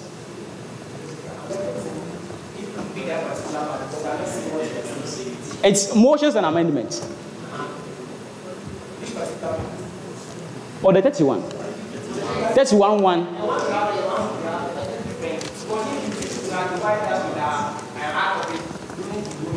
Yes, so please, how many of you can see what the 31? Okay, so it says that unless otherwise provided, a notice shall be given of any proposed motion except the following. So the following listed motions are those motions that you can give without prior notice. And they are a motion relating to contempt of Parliament, a motion for adjournment of a debate of a sitting, a motion that is that's under debate to be referred to a committee, a motion that a member no longer be heard, a motion for withdrawal of a particular motion before the House, a motion for election of a member to take the chair in absence of the Speaker and his deputies. Honorable member, these motions you have moved is not found here.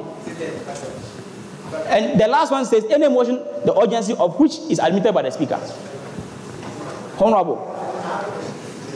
Yes, Honorable, yes. What is your question? So, prior to the question, I would like to plead with all of you. I believe, respectfully, we all understand that the Speaker is our referee, not our president. Is our referee, not our boss. So I would like to plead with you all to join forces with me, looking at the order that Mr. Speaker showed us, which says that any motion of urgency, of which is admitted by the Speaker. I would like to plead with all 40 parliamentarians here. The challenges and the trials and the toils your people are going through, let us mount our forces together and present it to Mr. Speaker as a matter of urgency for him to admit it. Mr. Speaker, okay, honorable. If I get someone to join me, yes, so that Mr. Speaker, if you will not admit it, honorable, we will also note it on record. Honorable. Thank you very much. Resume your seat. You see, as I said, budget reading, if there are any corrections to be made on the budget, it is not after coming back to the second time. It is when the budget is submitted or referred to a committee. That's when the committee makes recommendations for corrections. Mr. Speaker, as it stands now, the committee itself has not even received the official budget document. So it means that even this meeting, this particular sitting, is not official. It is not recognizable because per the standing orders, prior to the budget reading, he is supposed to submit the budget to the Budget and Finance Committee. What he has sent is not the budget. So to that effect, this meeting that we are sitting here is null and void. Where is that budget? Does it have the letterhead of the SRC? Does it have all the documentations that we need? So we are actually, this is not a recognizable meeting. Honorable Deputy Speaker. Mr. Speaker, thank you very much. And I would like to apologize for my earlier acts. In fact, when it comes to matters of student welfare, I don't joke with it. I'm also a student. Okay, so thank you very much. Honorable Bernard raised a point. Okay. In fact, this sitting is official. It is.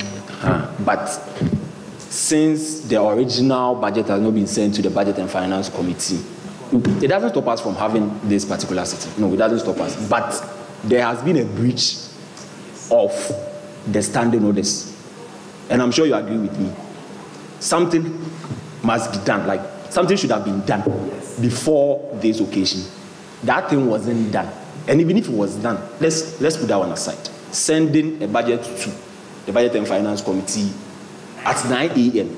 Whilst we have a sitting at 1 p.m., which the SRC executive released the flyer to it, 9 a.m. to 1 p.m., Mr. Speaker. You expect the Budget and Finance Committee to meet and then deliberate on this, Mr. Speaker. Mr. Speaker, this, I don't know if it's a budget. Mr. Speaker, let me read from the Oxford Dictionary for you, Mr. Speaker. No, Honorable. Mr. Speaker, a budget is an estimate of income and expenditure for a set period of time, Mr. Speaker. Yes. What is their expected income? We don't know. Mr. Speaker, Mr. Speaker, this is a very serious issue, Mr. Speaker. There have been letters which have been backdated. We are silent. No, we won't be silent on this. Yes, Honorable. So, Mr. Speaker, please. Yes, Honorable. I've gotten you.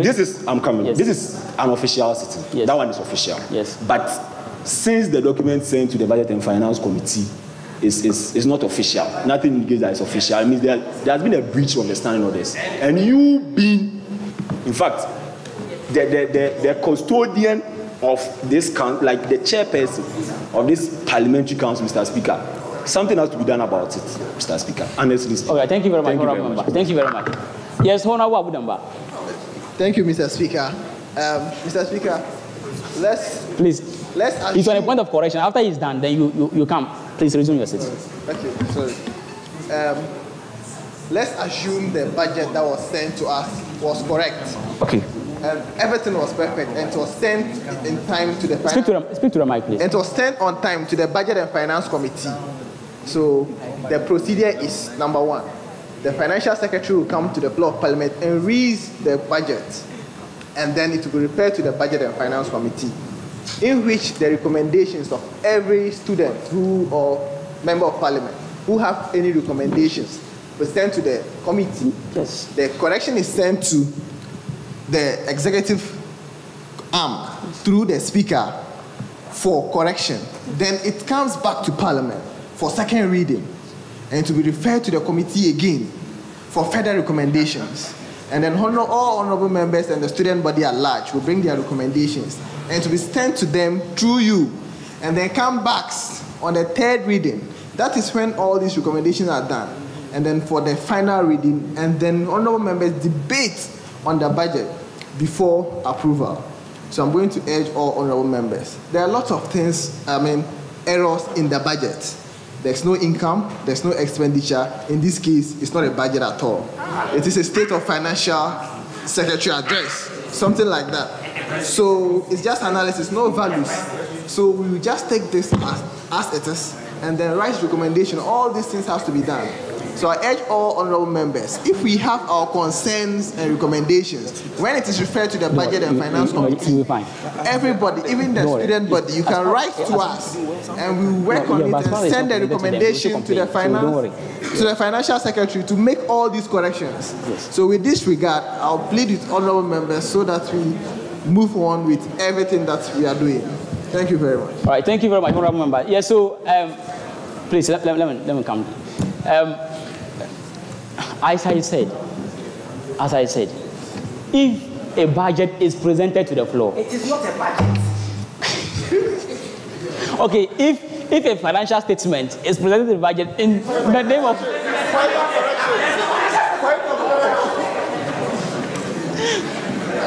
Honorable members, please, listen. Please, if a document, honorable members, order.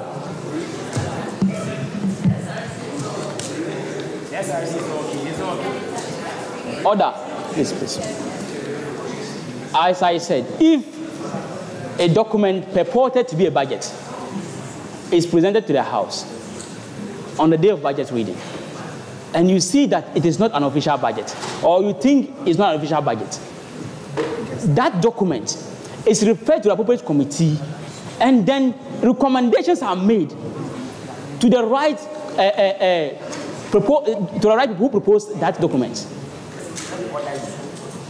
Honorable, you don't order. You can't order a speaker. Okay. Honorable, you can't order a speaker. I can correct the speaker. What's the correction? Please, can I say? You have 30 seconds. Sure. You said a document purported to be the budget. And it is a proportion, an assumption. What you are telling us is that a document was allotted to you. That document, per your expertise, do you recognize it as an official budget? Honorable, do you? And before you answer, take into consideration every student will do you? Because to the very best of my knowledge, Mr. Speaker, we are dealing with formal proceedings. If I am saying something, even if there have been occasions where I've even told you that if you have something to bless from this parliament, if it happens on the parliamentary council page, we don't recognize it as an official communication until we see it on the letterhead of the speaker. Here is the case. The SRC Financial Secretary says that he comes here to read the budget on the authority of the SRC president. So if not anything, at least we should see the signature of the SRC Financial Secretary on the documents, backed by the signature of the SRC president, so that we can authenticate. As it stands now, it is really possible to believe that our highly esteemed SRC president has agreed for this budget to be read, because we are not using anything that we So on that mission, we are not voting the official budget. Okay, Honorable, yes. You know, as Honorable rightly corrected me, this is an official system. But this budget reading, the particular agenda, is it right for me to say it is null and void? Honorable. Because it has not been, because they have not received it officially.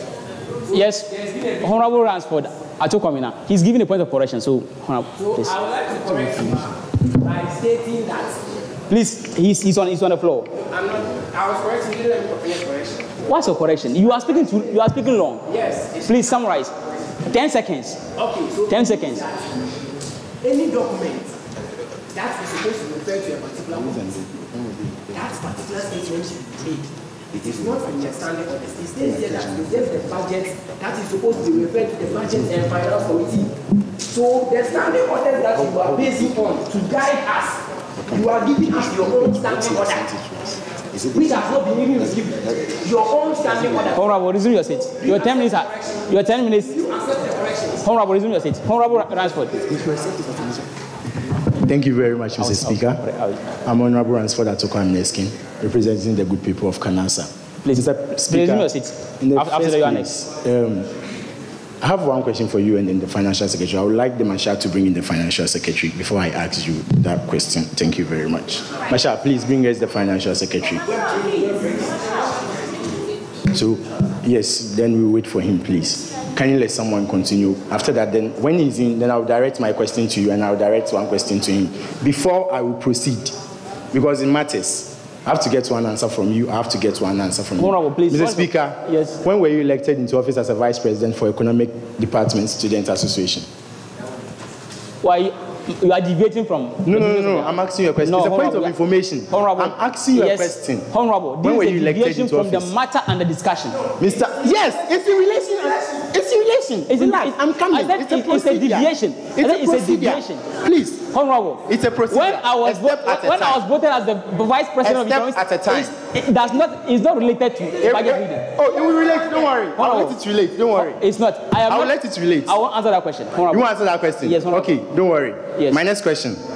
Did you ever do a budget as a vice president? I'm not a financial secretary. Honorable. Okay, as a speaker, have you ever done a budget for the Parliamentary Council before? Yes, I did. Okay, sure. Thank you very much.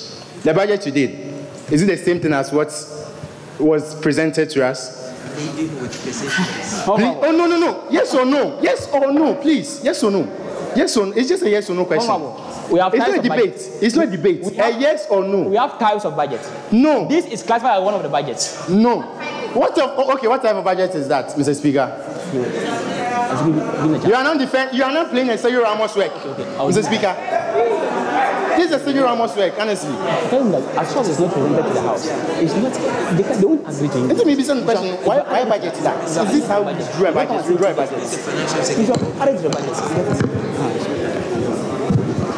Honorable. Mr. Speaker, oh please, I've asked the question, which means Mr. Speaker, if after asking you a question, okay, you tell me to sit down or you decide not to answer my question, that's a disrespect to me as an honorable member, okay, as a college president. Honorable. Mr. Speaker, yes. The same thing as if you asked me a question and I decide not to answer your question.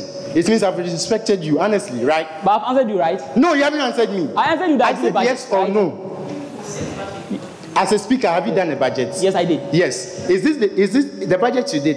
Is this the same thing as the budget that has been read to us by the finance secretary? What I want to do is that the budget I've been drawing. Yes or no? No, the budget I've been drawing is not this kind of budget. Yes or no? Let me tell you something. Oh, we don't know. Okay. Let me tell you. Read the colleges. Okay. This year, when we send our budget, my end of year budget has been rejected twice by DOSA. The same happens to ESA. The same happens to GISA. The same happens to Kabisa. The same happens to COS. All because, let me give you a point. One, we presented the budget, one in a tabular form. Ours wasn't even worse. It was a tabular form, a program, and then the estimated allocation. A program, then the estimated allocation. When it got to DOSA, the director called us and told us that he needs a breakdown of what we read to our Senate Council, our college Senate Councils, the tables and everything, the figures, before he will approve to us. So if you want to tell me that this is a different form of budget, what are you trying to say? This is the same budget that DOSA also needs. DOSA doesn't need the West. That is what is happening on. You are not on grounds. We are on grounds. That's why we are complaining this to you. We are grounds boys. Hold on, I've understood you. So if you have understood me, thank you very much. God bless you. So I will direct my last question again. If you understand me, yes. Then, based on Order 31, yes. Do you accept this as a motion, the motion Honorable BBY raised, as a motion of urgency, since everything we've highlighted is on point? Do you accept it as a motion of urgency? I'll answer that question later. No, please. Please, no. Mr. Speaker, okay, you answer it later, right? You answer it later. Yes. If you ask me a question, or if you ask any other honorable member a question, yes. And that person decides to answer you later, will you be okay? Honorable, in the face of over 100,000 students out there, and you told me that I've asked you a question, you answer it later. Honorable. If I also direct the same answer to you, will it be okay, Mr. Speaker? Honorable, please. Oh no, is a yes or no, please? Exercise patience. Please. No, Mr. Speaker, it's a yes or no. It's a yes or no. I'll answer you. It's a yes or no. I'll answer you, please. It's a yes or no, Mr. Speaker. A yes or no. It doesn't take 10 seconds. A yes or no. Please, I'll answer. Please, is it a yes or no? Honorable, please sit down. Is it a yes or no? Please, is it a yes or no? No, I want Mr. Speaker to answer. Is it yes or no? No. Please, I'll answer you. I said I'll answer you. Please, I'll answer you. Mr. Speaker. Honorable, I'll answer you. Yes, Mr. Speaker. I'll answer you. Please, I would like to say something. Please, I know Honorable Enam and Honorable Nasankar has been on their seats for a very long time. I would like to say something. Sure. Mr. Speaker, the disorderliness is too much, Mr. Speaker. The disorderliness is too much. And in as much as this sitting is on record, it's very important we conduct ourselves very well as a house, Mr. Speaker. So I would urge all the other honorable members that let's exercise patience and also conduct ourselves very well. Yes, we all know that things are not being done right, and we want the best things in the interest of all the students we are representing. So please, Mr. Speaker, I would like to say that the disorderliness is too much, Mr. Speaker. So honorable members, please, I'm pleading with you. I am on, in fact, literally, I'm on my knees. Please, let's. Mr. in fact, on my knees. So, right. Mr. Speaker, I would like to state that, Mr. Speaker, there's one thing I'm not happy about, Mr. Speaker. Mr. Speaker, the Financial Secretary didn't come here for us to question him, Mr. Speaker. This is not the time for questioning. Yes. So we can't question him. We respect him as the Financial Secretary. Yeah. We love him very much. Yes. We really respect the Financial Secretary. So we can't question him. He has presented something the entire Executive Council, together with other people, think it's a budget that they can present to the the Parliamentary Council. They've done their part, Mr. Speaker. So it's now left for us to consider it and then do whatever we have to do with it. In fact, do justice with it. And as we are doing this, we also have in mind that we are representing students, which are also students, Mr. Speaker. Yes. Some of them parents are not even working and they are paying fees. Yes. And you want their dues to be useful. They just state the dues to you. You didn't state it. You are saying 27.1%. So, Mr. Speaker, that one is the conversation for another day. Mr. Speaker, he's not here for questioning. Mr. Speaker, I'd like to state that you giving the opportunity for caucus heads to speak brought about all these things, Mr. Speaker. Mr. Speaker, this is it. You could have taken just 5 submissions in relation to it. It's not a debate. You are saying something you want to say in relation to that, but we are not debating that this and that. After that, you sit down, and then maybe a motion will move for the budget to be sent to the Budget and Finance Committee, and we are done. Mr. Speaker, this back and forth is too much. From each chamber sitting to in-person sitting, still back and forth. It means there's something wrong somewhere, Mr. Speaker. So please, I'm suggesting that you take just few suggestions. Let's say 5 suggestions in relation to the budget the Financial Secretary presented. He's standing. He's tired. I can see he's tired. He's sweating, Mr. Speaker. At the point, I asked the Marshal to give him water to drink. Thank you. So please, and I also heard that he sits down, or I don't know if you agree with me, so he can sit down and then, yeah. So, Mr. Speaker, that's what I'm saying. If not 5 submissions, at least every caucus, 3 or 2 submissions, and then we are done. Thank you very much, Mr. You're welcome. Thank you. Yes, Financial Secretary, please, you resume your seats, and afterwards, resume your seats. Have a seat. You have a seat. Please have a seat. Please, you have a seat. Have a seat. Okay, why are but you said the figures. You said the figures, right? But okay, don't worry. But you want to give the figures, right? The thing is, come. The thing is, because it's not already in the budget. If you give the figures, you complain. That is it. It's not in the budget. So I just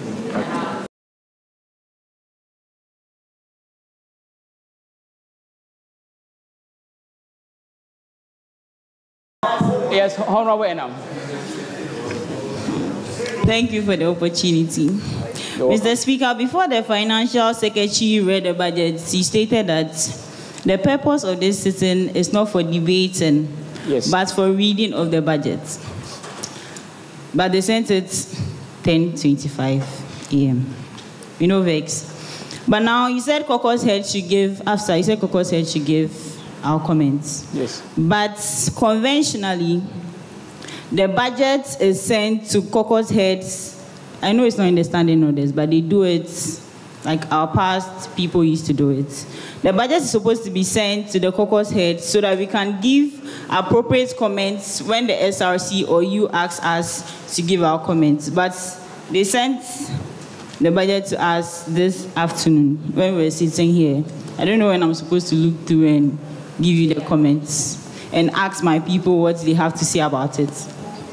But Honorable Abu Damba, he's not here. He's a deputy finance committee head, so he is already seeing whatever. But me and John, we don't know anything about this thing. We just came here and we are seeing stars. We are seeing documents that are not from the SRC, but I know the SRC Financial Secretary is the one reading it. But I don't think it's from the SRC President, since there's no signature from the SRC President or the SRC Financial Secretary. Thank you so much, Mr. Speaker. All right, you're welcome, Honorable. Honorable members, please. This, as I said, is not a debate. If there are any corrections, please, the appropriate channel is to communicate to the committee responsible for handling these matters. So please. So anyways, Honorable, please, anyways. We need your help. We need your help. We need your help. Please. Yes. Honorable Anand, you've been standing for a long time. I saw you, so right now it's your turn to speak. Because I want to say, Honorable Ogobi and Honorable Enamas addressed it, but I stand to be corrected, and I don't mean to respect your office as the Speaker of Parliament, but stating that caucus heads, which we voted for, should say something. What if what he's about to say is not what I wanted to say?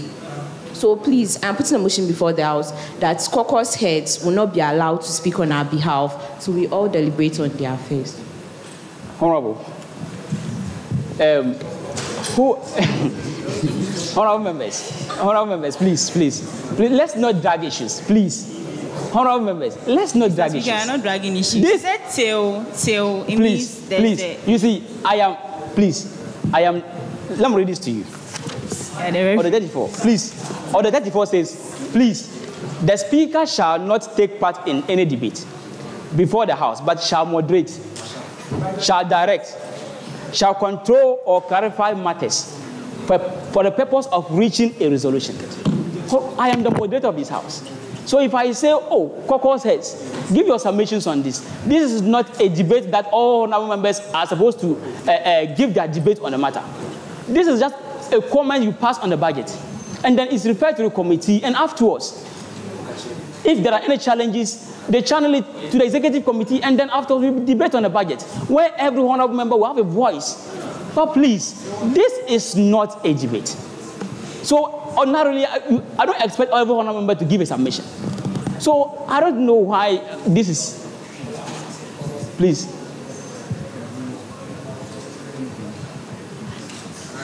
Okay, it's fine. It's fine. Yeah, it's fine. So, honorable members, please, let's exercise patience.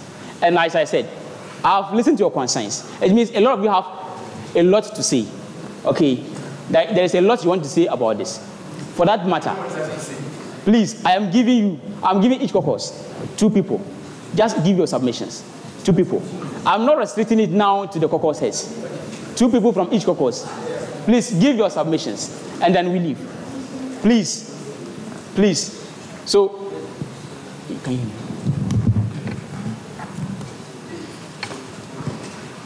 So please, each caucus, let's not drag issues.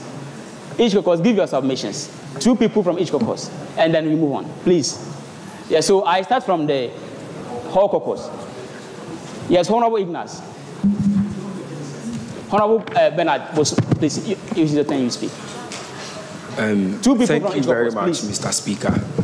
We've all witnessed the drama going on here, and this wasn't was not on the order paper. So whatever we are doing now is quite outside the order paper. And Mr. Speaker asking us to, give us submissions, and the submissions coming from our dear caucus heads, it's like a privilege I see to us. And all caucus heads are supposed to, come to consult us. But here is the case, we don't have any fair idea of this budget. And so I know definitely the recommendation would be like, no, let the budget and finance committee work on it, and the financial secretary, will submit a new budget to them with whatever we are expecting them to do rightly, and we move on, because there is a OCB. Yes.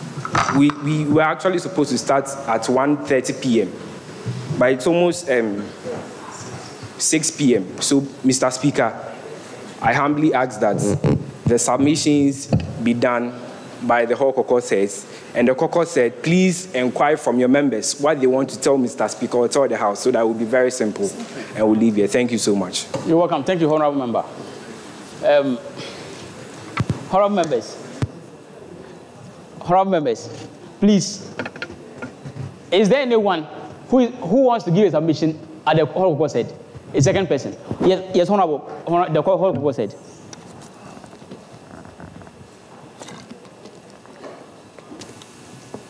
Speaker. Fosue from Jan is my name, the Independent Soul President. On behalf of the whole caucus, I commend the SRC Financial Secretary on his ability to fully read and present the Ntwaso budget. But although this is not a debate, so the corrections and other deliberations will be done at the appropriate time. So right now, Financial Secretary, thank you very much. And please, let's have the actual figures, not percentages. This is a humble submission. I think my caucus members are in support of this. Thank you very much, Mr. Speaker. Long live. Thank you very much, Honorable Member. Yeah, so whilst the Financial Secretary is taking note of all this, the Budget and Finance Committee will also be taking notice of all this. Honorable, I see the Budget and Finance Committee communicating. Whilst Financial Secretary is taking note of this, Budget and Finance, please also take note of this. Yes, Hall Caucus Head. Okay. Yes, Hall Caucus Head. Mr. Speaker.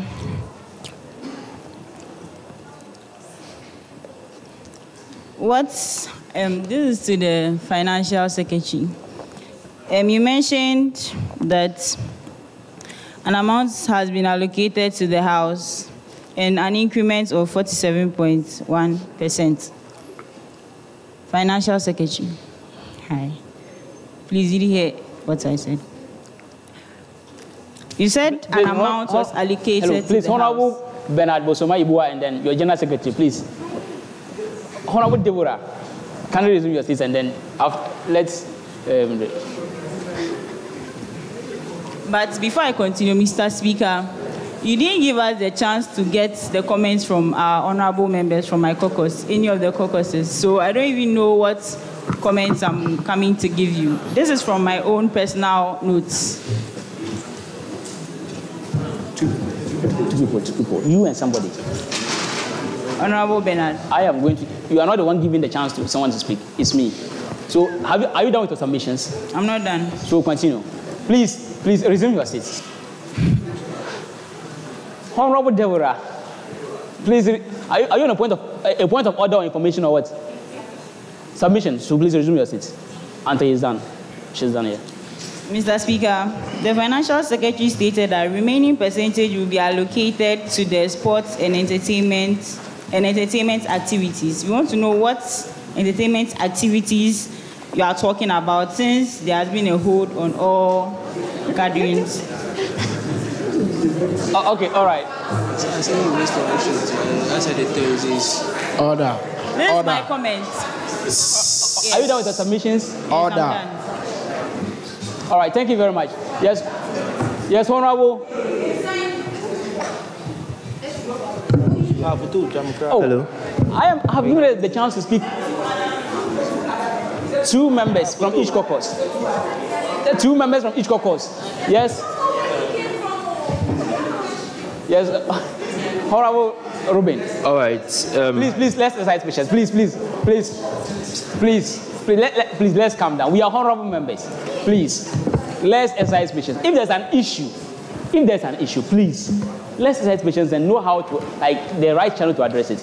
Every issue here in the budget will be addressed. There's no issue that will not be addressed here. Everything will be addressed before the budget is approved. Which budget? So please. Yes, Honorable Ruben. All right. Thank you very much, Right Honorable. First, I think our good friend, Mr. Kelvin Ohineku, has done very well by presenting this purported document to us.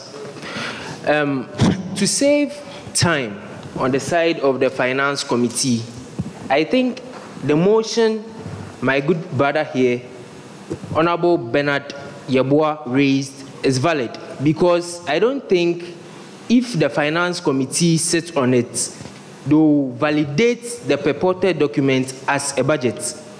And that will mean that any recommendation they make will prompt us to reread a new budget. And that's going to waste our time. Time is of the essence. So let it be very, very clear that today, whatever took place here was not a budget reading, but it was some kind of document which was read. Because, Mr. Speaker, this is what is going to happen. If that document is accepted as a budget and is referred to the Finance Committee, if any changes happen within the budget, how will we know? It will mean it has been read. Please, do you understand me? Something has been read here. If we refer that document to the Finance Committee, it will mean that, one, we have validated that document to be the budget, which is not true. And to save us the time, the motion he raised is very valid, that we throw whatever was read here as a budget. Please, we understand there are so many forms of budgets, but so far as it was not signed by you yourself, it was not signed by the SRC president, it was not even on the letterhead. How far have we fallen as SRC in KNUST? Legon will not do this. Thank you very much. Thank you, Honorable Member. Thank you, Honorable Member.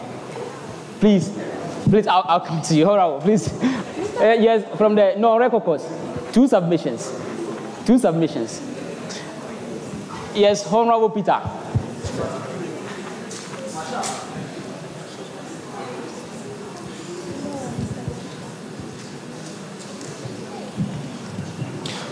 Thank you so much, Mr. Speaker, for the opportunity.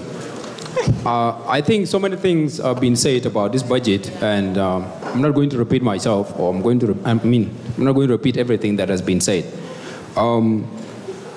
One thing that I've seen very clearly that make this budget to be very problematic is the fact that there is no income that is included in our budget or in the budget that's being read here right now. And there's no expenditure that actually has been shown in the paper. And that made it actually to look like what our Honorable was reading today, was not a budget. And so it gives me the chance to question it. And another point is that everything in the budget is just about the percentage. That means that it's like actually brought the whole mathematics to this house for us to come and solve it. And we do not have the time to come and do the work that the financial secretary is supposed to do for us to come and work on it. So please, I would tell you that go and work on your figures. The percentage that you've stated there, put it as a figure instead of a percentage, because you're giving us a lot of headache, which is not a main function why we're here. So do your work on that.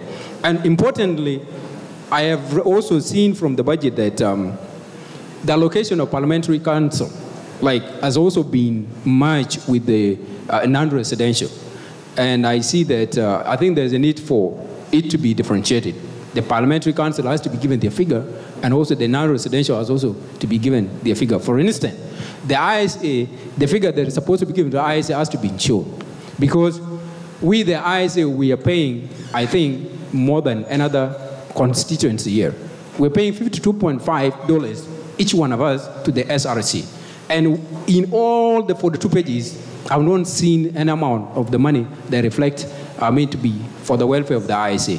So that one, I would also tell you, please, go and work on it. We know that how much we are paying for SRC, and there's a need for you also to help us bring back the percentage that we deserve, because we have not seen it from your budget. So please, go and work on your budget and bring it when it is actually very clear for us to understand it. Thank you.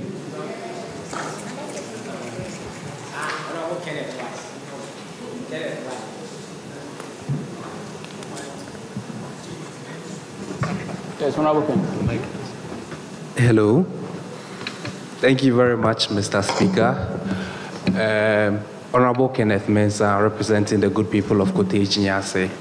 I think a lot have been said, and time has been wasted. What I suggest and what I think is, we now know the shortfalls of the budget, and then we are not taking it as a budget. We are assuming it to be just a statement brought to the Parliament. So, Mr. Speaker, I suggest you take this, and then you take actions to, and then the SRC will take all the recommendations made by the House, do all the necessary corrections, and then get back to us as a House.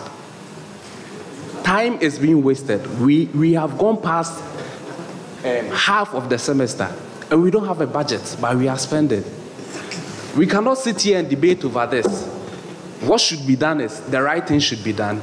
Get back to the house so that we all maintain a decorum over here. Thank you very much.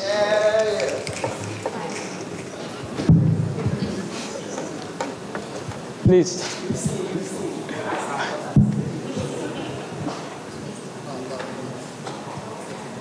Yes, Honorable Deborah. I've suffered. Thank you very much, Right Honorable. I know I have 30 seconds. I'll use 28 seconds. So, my name is Deborah Opon, representing the people of HESA. Yes, and I've realized that all of us here, I just want our Honorable Mabel to note these things down so that when she brings the minutes, we know that everything we are saying is actually inside. About the tables, it has come from here, I'm re-emphasizing, and from here. Please convert your percentages. We are not mathematicians. Please convert them for us. And please, I hope Honorable Mabel is taking notes. Yes. And please, about the formal letterhead, right? We deserve some respect. Right now it's an insult. If someone decides to just leave, I'll understand, because it's an insult. So please attach it and let it be a formal letter.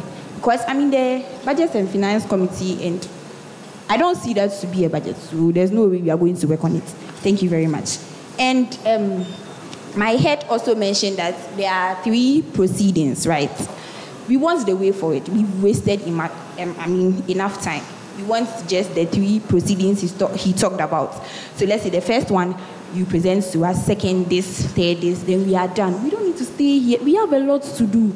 So please give us the way forward. I think I've now exhausted my 28 seconds. Yes. Thank you very much. Honorable, please. Honorable, please.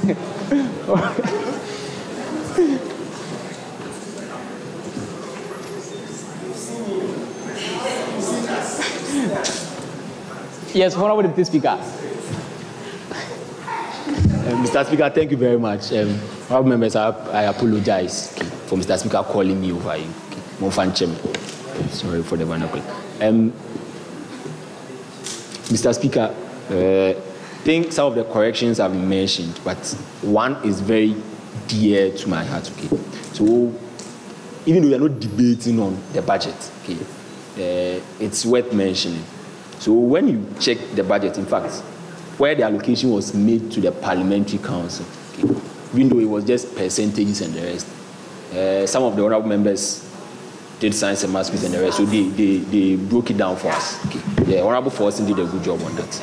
Yeah. So there was some 37 points, something percent or something, I'm not sure. But after all these were done, the Financial Secretary mentioned that out of this increment, like out of these figures, some amounts are allocated to constituencies, Obuasi campus, non-residential, resident, yes, percentages. I would want to tell him that, I'm not asking, I would want to tell him that the Parliamentary Council's allocation is not to be used for these projects. I don't know if I make sense here. This is to the, yes, so I don't know whether it was a deliberate attempt to entice us, well, for that I don't know, it's just a question.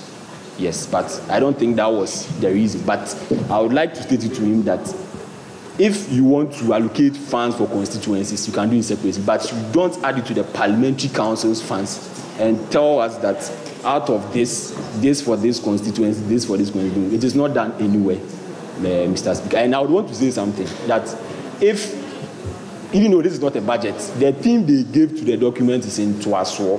I didn't see anything of Ntwaso in the document that they did, because me, I am an Akan. Ntwaso means you are coming to continue what someone did, something good that someone did. There's nothing about Ntwaso. So if they can change the theme or include an iota of Ntwaso in their budget, I think it would be okay, and then everything will be fine. Thank you very much, Mr. Speaker. Thank you very much, Honorable. Honorable, please, you have 30 seconds. Masha. Thank you, Mr. Speaker. Time, 30 seconds. My submission is, in fact, going to revolve around you, the Financial Secretary, and Honorable Abu Damba, on behalf of Honorable FK Edusei.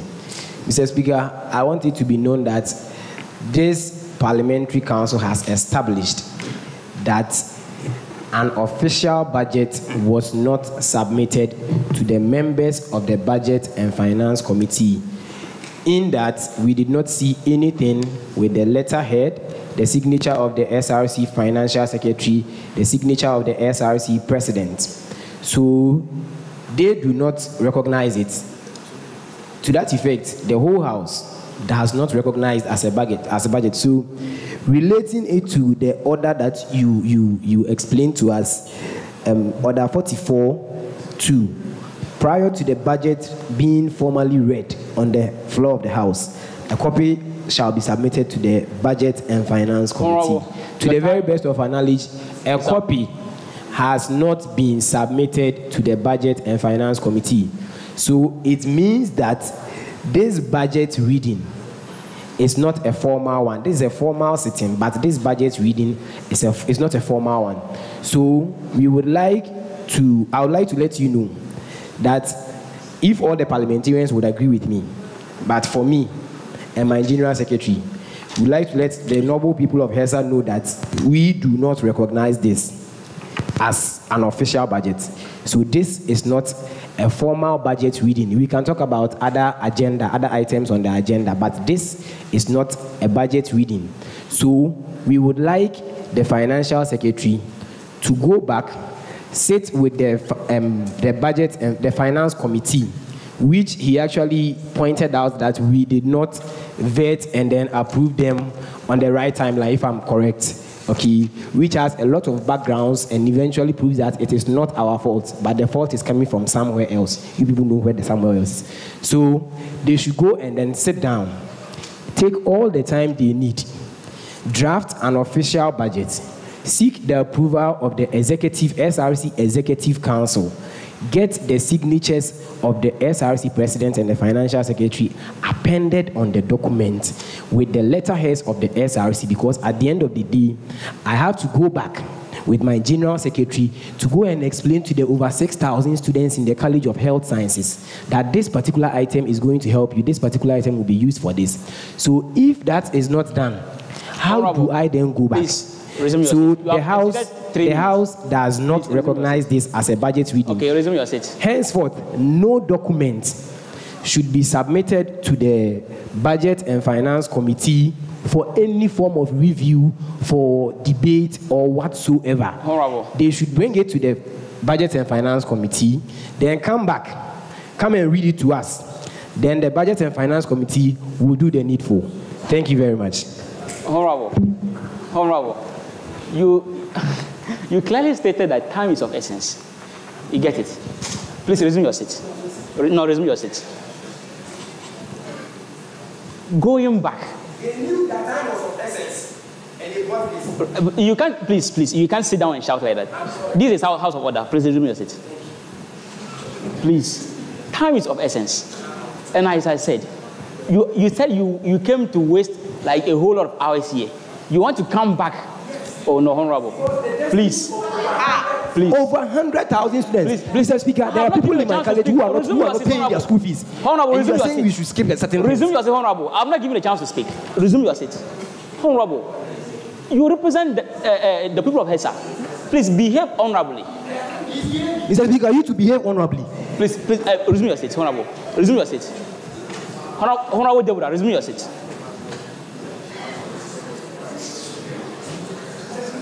Oh, honorable members, please, honorable members,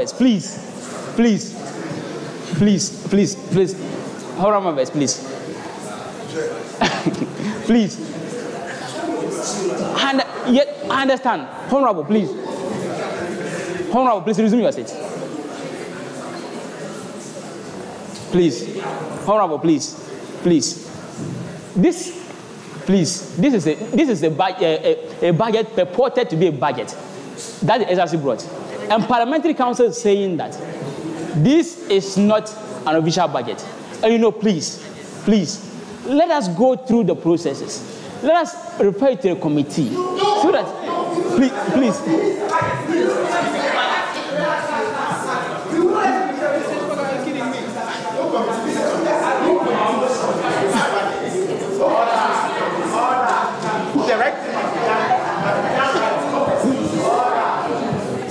Oh, please.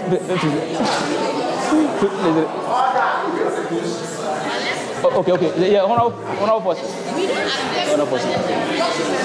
Please. Mr. Speaker. Order in the house. Order. Mr. Speaker. If the Mr. Speaker.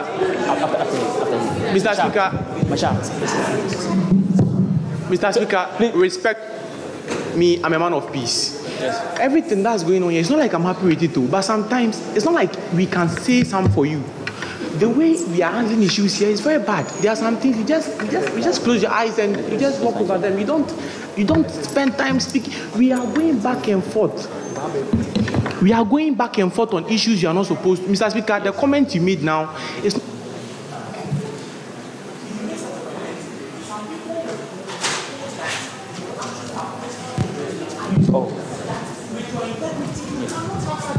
An interest. So, Mr. Speaker, let's do the right thing and give the honorable members of the House their voting power to make their own decisions. Because Please. if you make statements like this, Mr. Speaker. All right, thank you very much, Honorable. I understand you very well. Thank you very much. Yes, Honorable Wilkinson. Yes, Honorable Wilkinson. Thank you, Mr. Speaker. My name is Samuel Nanakwejo Wilkinson, the president of College of Arts, Built Environment and Education Student Association. In fact, I share the pain of my colleague honorable members. What you just said, that it is not an official document, we should let it run through the same process. Then we come back here. You know, the reason why Ghana as a country is still here is that we compromise on a lot of things. This is a house of records. We are all learned people. The right thing should be done. We are setting the record straight, not for our current financial secretary and the SRC president, and not for this house only. We are making it clear so that whoever becomes the SRC president of KNUST, not today, not tomorrow, years to come, will know that before you come to this house, these are the structures. This is what you should do. I know clearly that the financial secretary have learned because he was smart enough to quote figures from previous administration. He quoted about 600 Ghana cedis. He quoted Franco Usu and Deborah's administration. Where did he get those figures from? That means that he took their documents, he read those documents, and he made references from those documents. You took a document, you read, and you made references, and you decide to create something different. No, innovation not to that extent. I think he should go back. It is an unofficial document. It should be kicked out because we, the youth, and representative of the good students of KNUST are not ready to compromise on any other document. He should go back, work on that document, bring it back to this house, and then we will accept it to go through the proper structures as you have stipulated here. Thank you. You've spoken with wisdom. Right. Very well noted, Honorable. Yes, thanks. Yes, Honorable Anasinka. Thank you very much, Mr. Speaker. I believe we all didn't wish things would turn out this way, but to the Financial Secretary and then Finance Committee, I believe they had the exact amount before converting them into percentage. They could have saved us by giving us the exact amount, because when I go back and my constituent asks how much was allocated, 47%. What? 47% of what? And then, aside that, Mr. Speaker, I want to add another thing, but it seems I've forgotten. I'll get back to that one as well. All right, thank you very much, Honorable. Honorable members. Please, Honorable members. Are you saying that because, okay, let me read from my statement. Before the Financial Secretary left, he said he had the figures to the percentages. He said he had it. He should bring it. No. He told me he had it, and he told me he wanted to submit it, but because you're doing submissions, I didn't actually give him the chance. So.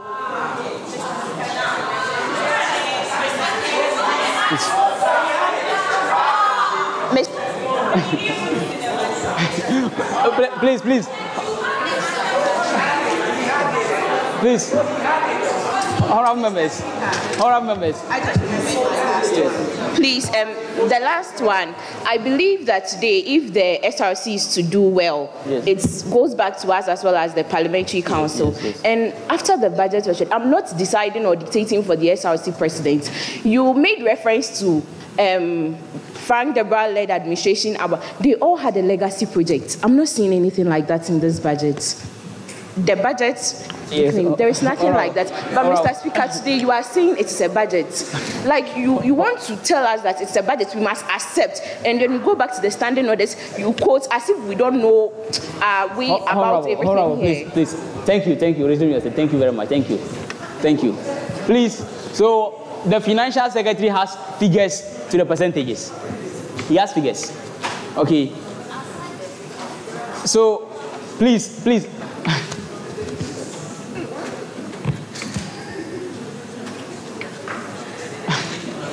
Yes, Honorable Deputy Speaker. Point of correction. What's the correction? Mr. Speaker, this information, I think the hands didn't go. Mr. Speaker, honorable members, please, there's someone on the floor. Thank you. Honorable members, thank you. Marshal. Mr. Speaker, Honorable Bernard. Mr. Speaker, we are not saying this is not a budget because figures weren't added. Mr. Speaker, for someone to have the figures and intentionally take them out, I don't know, but it's one, I'm surprised. Two, anyone that will see this will say it's insulting, Mr. Speaker. Very, very insulting, Mr. Speaker, and you intentionally did this to gain what at the end? I don't understand these things. And we are not saying we are not accepting this as a budget because there are no figures. A lot of things are absent, Mr. Speaker. A lot of things are absent, and things weren't done right, Mr. Speaker. Even if the right thing is done tomorrow, and then a sitting is called tomorrow for honorable members who come, I'm sure all of us will come, right? If the right thing is done. Yes. So, Mr. Speaker, that's what the honorable members are saying, Mr. Speaker. The right thing should be done, and we'll be present to work on the budget. Thank you very much, Mr. Speaker. I'll communicate to you. But yeah, no, honorable members. Mr. Speaker. Yes, he said he's leaving. Okay. How to told me that I should tell you that he's leaving. Okay, sure. Today I was saying we have an emergency. Okay, no problem. Sure.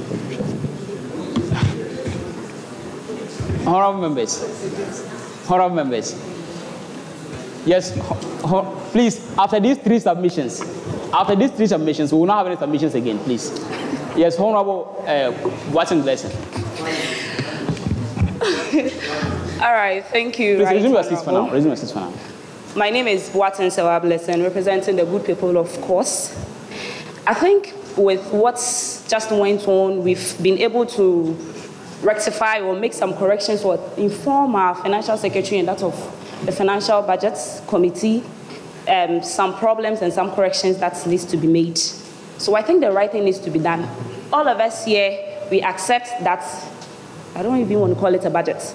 They have to go work on it again, bring it back to us so that we can do the right thing. Because if right now we are to accept it as a budget and then it goes back to the Budget and Finance Committee, and what if something happens to it? What are we going to say? We can't say anything. So please, we need you to approve it. Like, admit the fact that it's not a budget. Thank you.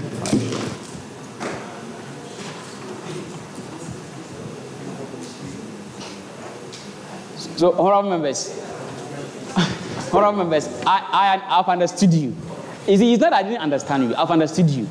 Please, I've understood you. Okay, I've understood you, and I've understood that your concerns are that this is not a budget, an official budget. And yes, I can attest to the fact because there's no signatory to the budget, and there's no letterhead. Please. I did. Please.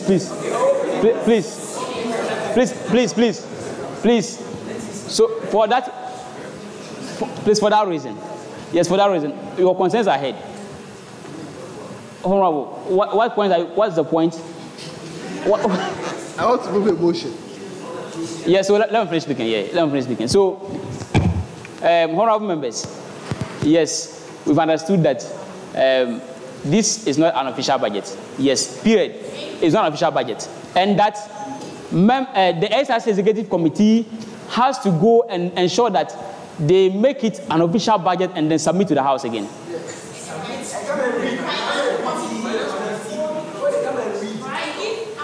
Yes. Okay. Honorable members, the SRC will read the budget again.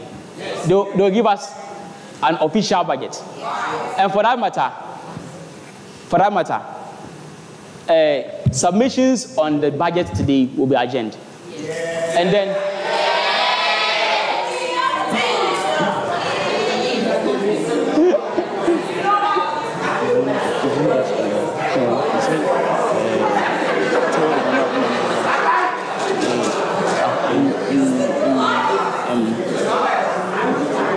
all they are saying, they will send it to the finance. No, they are not saying. That's what they said. They said they don't wait. It's okay. We have to read the budget again. That's all. Who said we can't read again? When? Where was that? Who said we can't read again?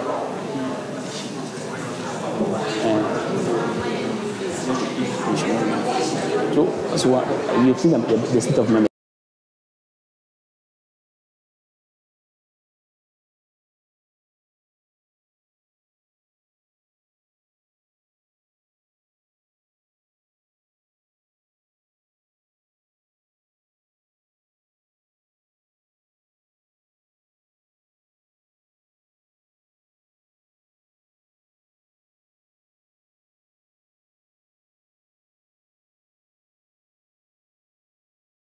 Will be read again.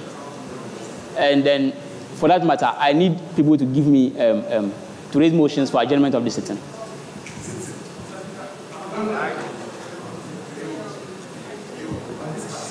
Okay, so adjournment on these particular submissions. Yes. Okay, so, Honorable.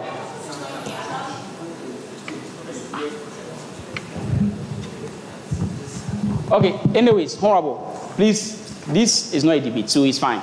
It's sure. Yes, it's fine. You can deem it as urgent, but once you correct it with the standing order, he wants it to be written.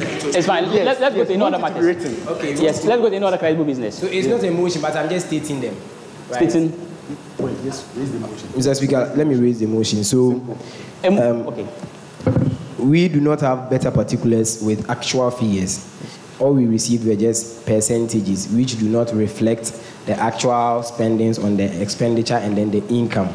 So I would like to move that the Financial Secretary goes back, works very well with the Budget and Finance Committee, and submits a comprehensive budget with the actual figures for the specific items so that we can have access to it, and also bring an official document, unlike the one he submitted to the Budget and Finance Committee, an official document with the letterhead of the SRC together with the signature appended by himself and then, if possible, our SRC president.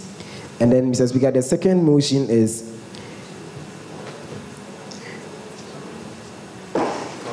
Mr. Speaker, we have witnessed for quite a long time how, as it stands now, the SRC has been spending, organizing a lot of programs to which budget has not even been approved yet. So I would like to also move that until we are done approving the budget, we do not want to see the SRC spending, because Parliament cannot explain how the SRC is even getting money for its activities, because it would be a breach of Parliament and a breach of the individual rights of every student in KNUST whom we represent, a breach of the over 6,000 students in HESA who my General Secretary and I represent.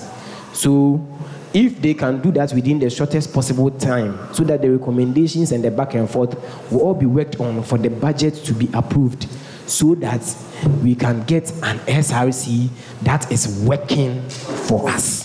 Thank you very much, Mr. Speaker. Yes, Honorable Ransford, Atukomini. Thank you, Mr. Speaker. I, Honorable Ransford, representing the good people of Knust-Src constituency, duly second the motions moved by Honorable BBY. Thank you very much. Right. Thank you very much, Honorable. Yeah, so the budget will be ready again. When the sitting is about to adjourn, I'll tell you when the budget will be ready again. No.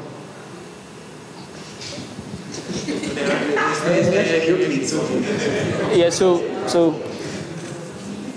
Michelle.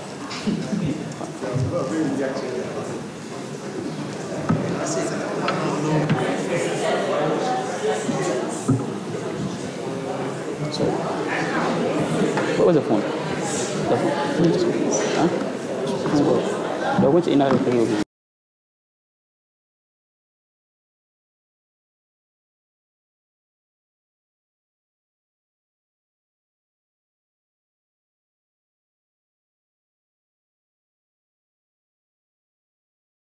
Please, please, you can have a seat, have a seat. Yeah, so, honorable members, we are moving on to any other credible business. Yeah. After that.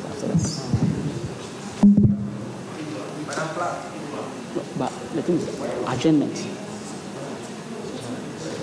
Okay. All right, that's fine, that's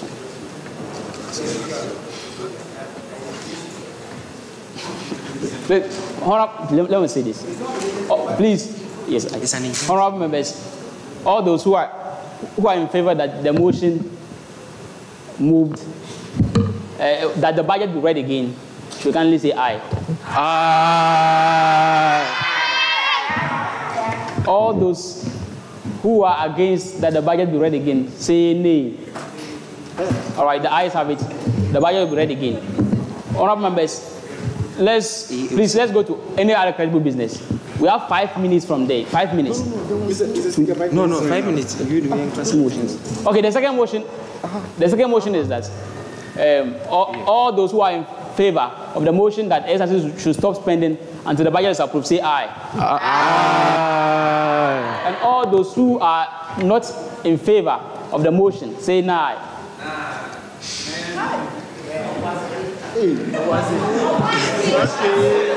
Okay. Honorable members.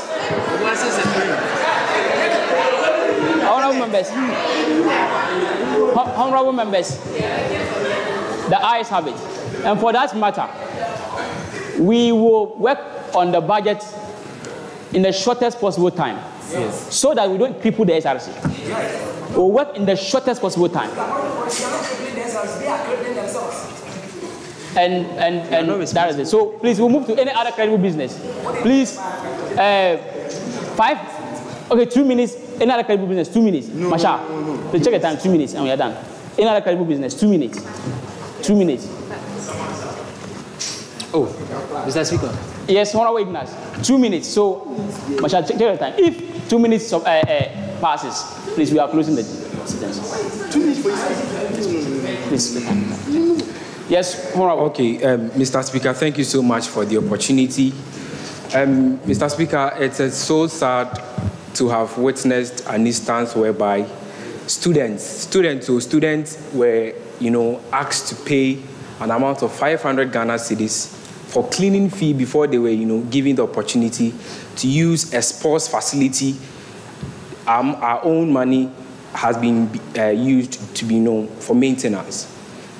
And I asked myself a question that, why then do we pay sports fee of about 36.23 cedis per head student? What is this money being used for? And then again, on the issue of maintenance, there is a facility close to my constituency, that's the University of Katanga. There is a facility there which is for the school. And it's a beach soccer, beach volley facility. This facility is there, and let us be honest, it's really going bad. We pay money for it, and then the maintenance is not being done. So, Mr. Speaker, I want to put it before the entire House that we look through matters like this with the Sports Commission of the SRC, so that we make sure that the proper things are done. I'm very keen on the 500 cedis students must pay before they are being given access to a facility such as Maju. Thank you so much. All right, thank you very much. So please, 1 minute more. 1 minute more.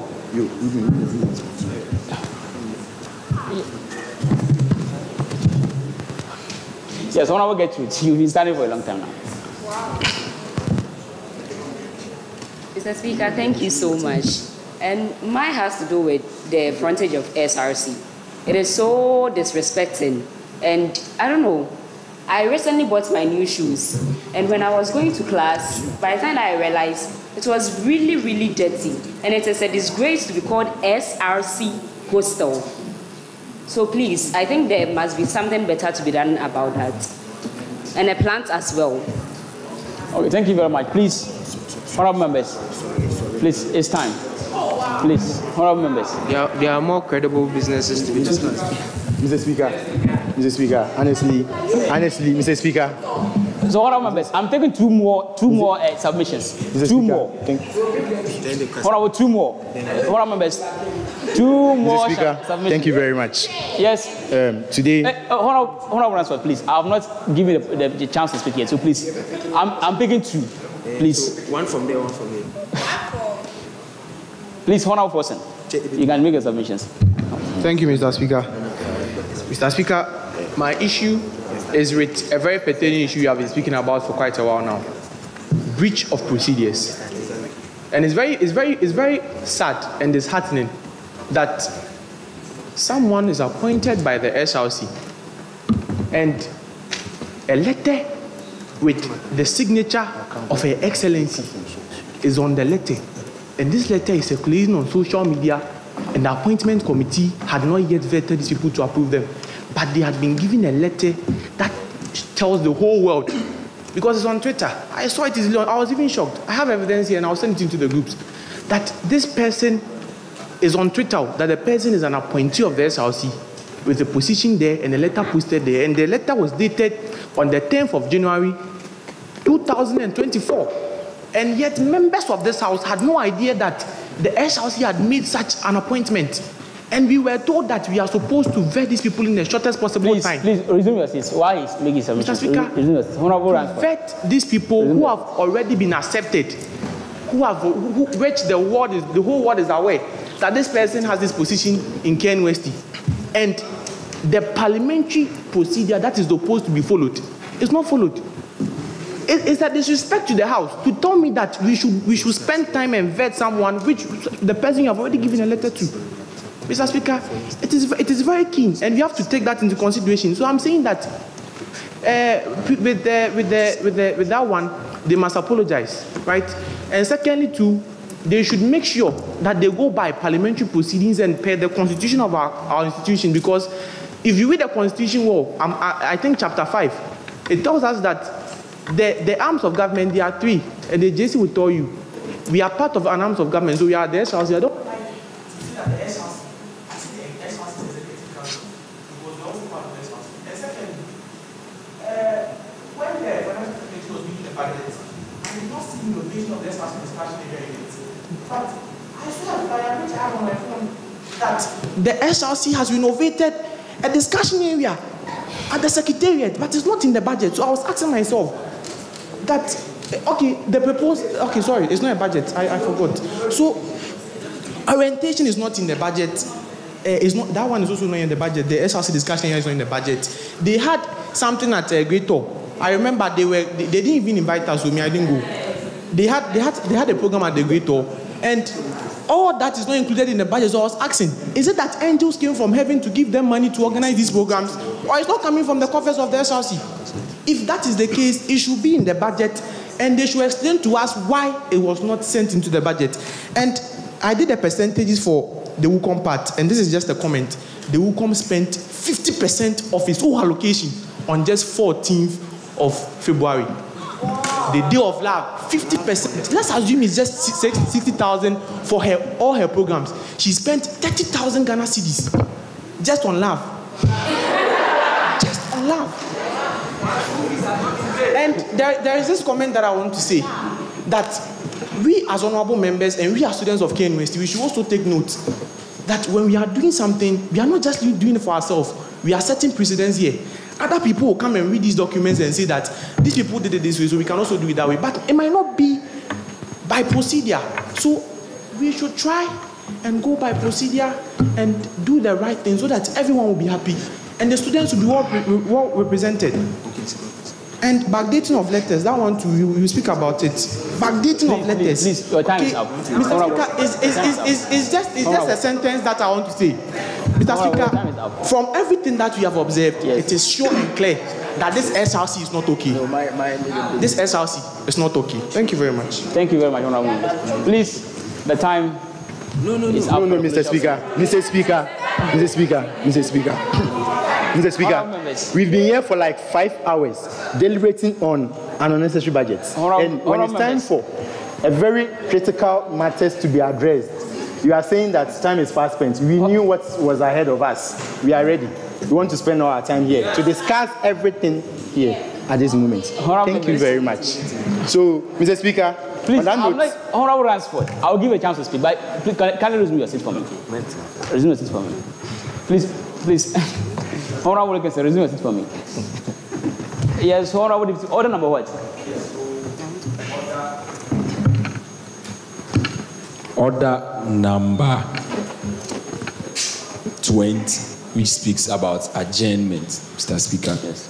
So, at any time prior to 5 minutes before the stated time for concluding a sitting, a member may A, move for the adjournment of the sitting, or move for an extension of the sitting beyond the stated time for closure, Mr. Speaker. So it states clearly that, Mr. Speaker, we are the ones who determine when we will close, Mr. Speaker. So if an honorable member moves for the extension of the time, that one we can continue, Mr. Speaker. And on our order paper, it's stated that 10 minutes for AOCB, Mr. Speaker.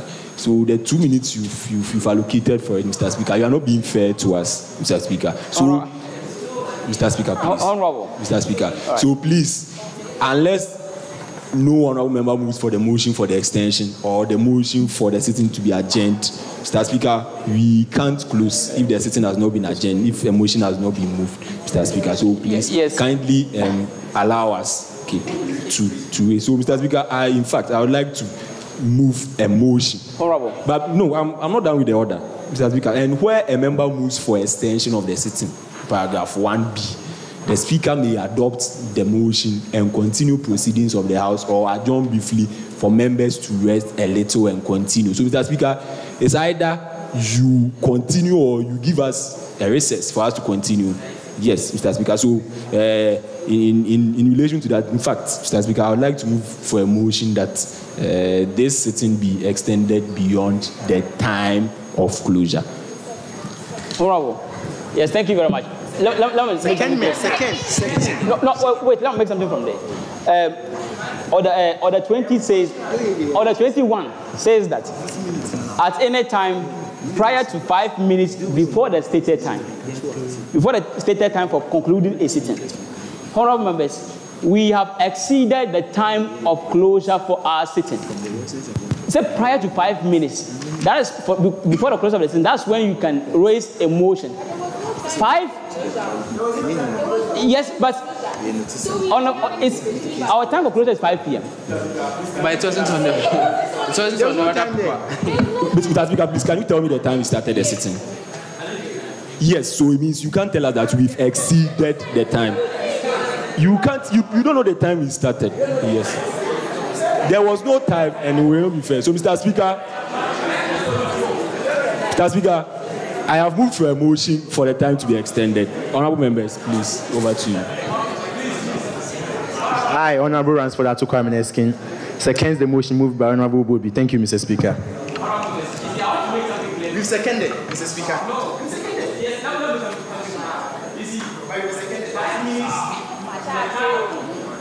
That's when you have the right as an honorable member to move a motion for the adjournment or extension. We have to move for an extension. now because there's not a time Because you made a mistake. You made a mistake. Mr. Speaker, you gave us 2 minutes instead of 10 minutes. You gave us 2 minutes instead of 10 minutes. No, Mr. Speaker, you should have said 10 minutes.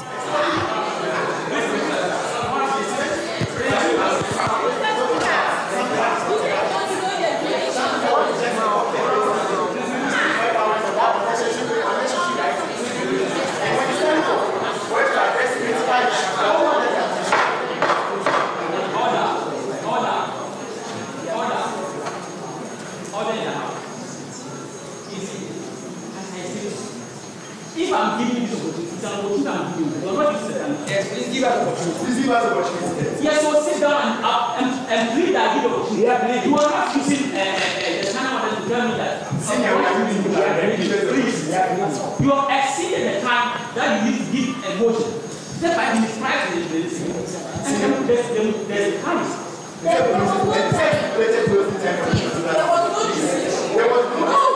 there's a time.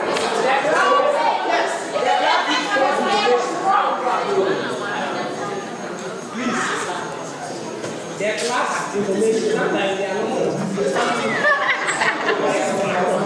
So please,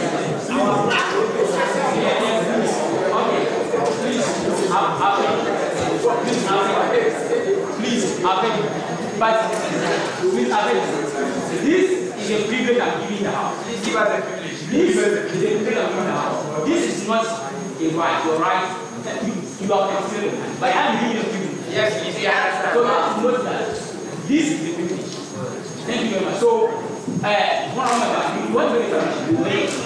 okay.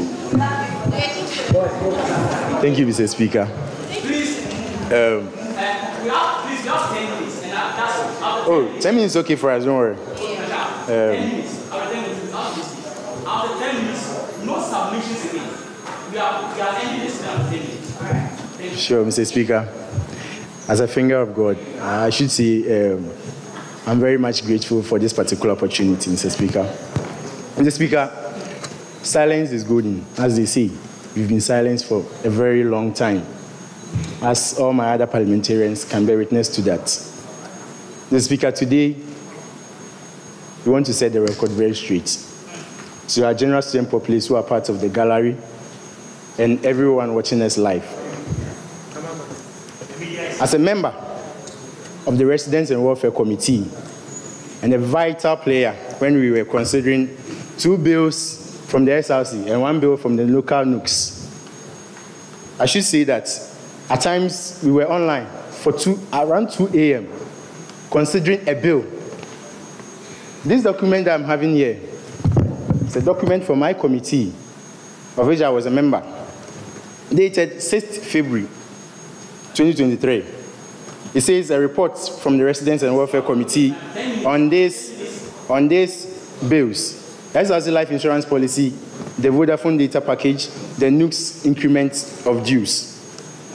On 3rd December, the committee wrote letters to involved parties, that's KNUST SRC Executive Committee, the local NUC's KNUST chapter, requesting for supporting documents in order to aid our committee in submitting our final reports. In response back from the involved parties, the local NUCs made available all the requested documents from the committee and even provided an updated proposal for our final submission. The SRC Executive Committee, on the other hand, also provided some. We requested for 15 documents from them. They provided some, that's 7. I want to be very specific, to the committee. In this regard, the committee made our reports and recommendations based on the available documents. I want to explain something here. We've already been complaining about school fees increments. The Vodafone data package, of which we saw a communique from the SRC circulating online, that they've brought a data package increment bill from 5 gig to 10 gig before the Parliamentary Council, and they are looking for it that we approve for them. Our dear students, I want to tell you something. The 5 gig we are enjoying today, it comes at a cost of 10 cedis, 21 pesos. If a month, the whole year, as part of our school fees, we are paying 122 cedis, 52 Ghana cedis for data package alone. That 5 gig that you can even exhaust it in 24 hours. But the extra 5 gig coming is for 14 cedis, 79 pesos. You are giving me something for 10 cedis. If you are giving my brother the same thing, you are going to give it to him for 14 cedis, 79 pesos instead of the 10 cedis. Our question was where from the additional 4 cedis, 79 pesos. If this bill is approved, it's going to see a fee of 300 cedis as part of our school fees just for data package. 3 million per. Okay, thank you. For a data package, the executive committee failed to provide the requested document from my committee. They didn't even provide just one document. On this note, based on this, the committee didn't recommend to the House to approve or reject, pass any bill on the data package. The document that was requested was that a revised bill which indicates that the initial payment, which was 10 cedis, 21 pesos cedis monthly or yearly, and the new price should be sent to us so that we can use that in our finding. Based on the insurance policy, we requested for 15 documents, they provided 7, it was left with 8. That wasn't even up to 50% of the documents we requested. The 8 documents that were not provided by the SRC Executive Committee are below. 1, an existing policy document that then SRC went into with Vanguard. 2, minutes of the meeting between Glyco and then Vanguard together with the SRC Executive Committee. 3, documented form of the repercussions of terminating an ongoing contract with Vanguard, and that's what will happen to the current beneficiaries of the Vanguard insurance policy. The 4th document they weren't able to provide was detailed documents on how the legacy project, a legacy project was stated inside that if we approve that bill, you are going to get some money for a legacy project, of which they say that they've done a legacy document some time ago, of which we don't know that particular document. So we requested for that particular document before the committee. A minute of the meeting in which Vanguard promised to complete the outstanding legacy project before January 2024. A detailed list, SRC said that Vanguard doesn't have an appropriate list of beneficiaries, and therefore we requested for a detailed list of the beneficiaries. And the other documents. On this note, in conclusion, the findings from our committee, the Residents and Welfare, Fish and Parts, we concluded that the committee cannot proceed with its findings and recommendations.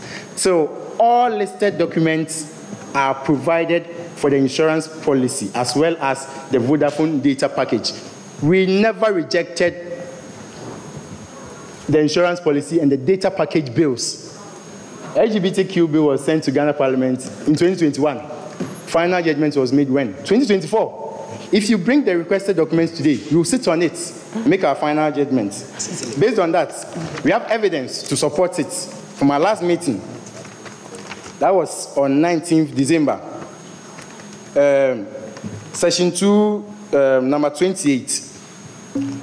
Right Honorable Speaker then stated that the Executive Council had submitted a new bill to replace the previous one concerning the SRC life insurance policy, as they have decided to maintain the contract with Vanguard Insurance, and therefore it was only taking submissions on the local bill and then the Vodafone data package, which means that the SRC, weeks after submitting the Glyco lucrative offer, they made a U-turn to tell us that we should stop considering the Glyco bill and rather consider a bill that they deem it that it's not fit for us. We should sit down and consider that bill again. Order number 30, Honorable Asambwa Enchi Nigel stated that the Residents and Welfare requested document from the Executive Council which would assist in decision making, but it was not provided, so nothing can be said about it. He continued stating that with the documents provided by the local NUCs and their findings, the local NUCs bill must be passed. Order number 39.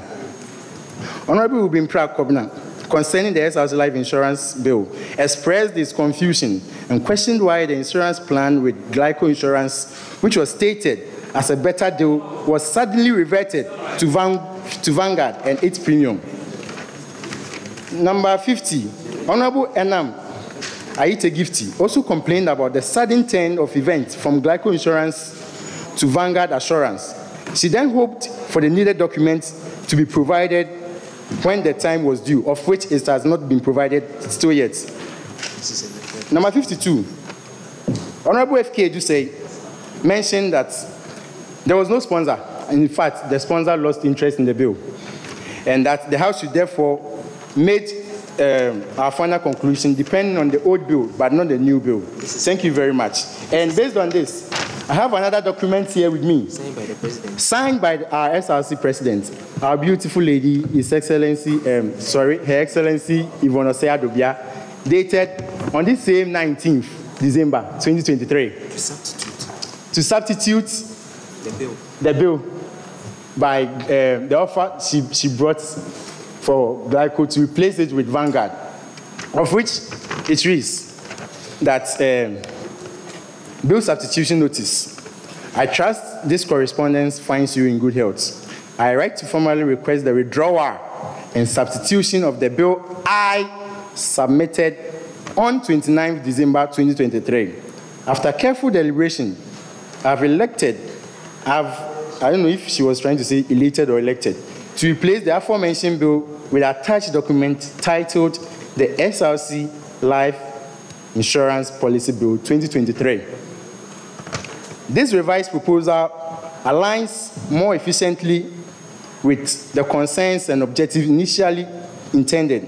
I kindly urge you to facilitate the process of this substitution, ensuring the new bill garners the requisite attention during the forthcoming proceedings. I extend gratitude for your comprehensions and cooperations in this matter.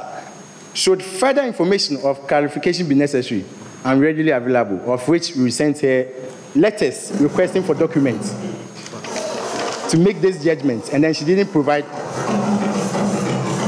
Oh, who's that? No, big one.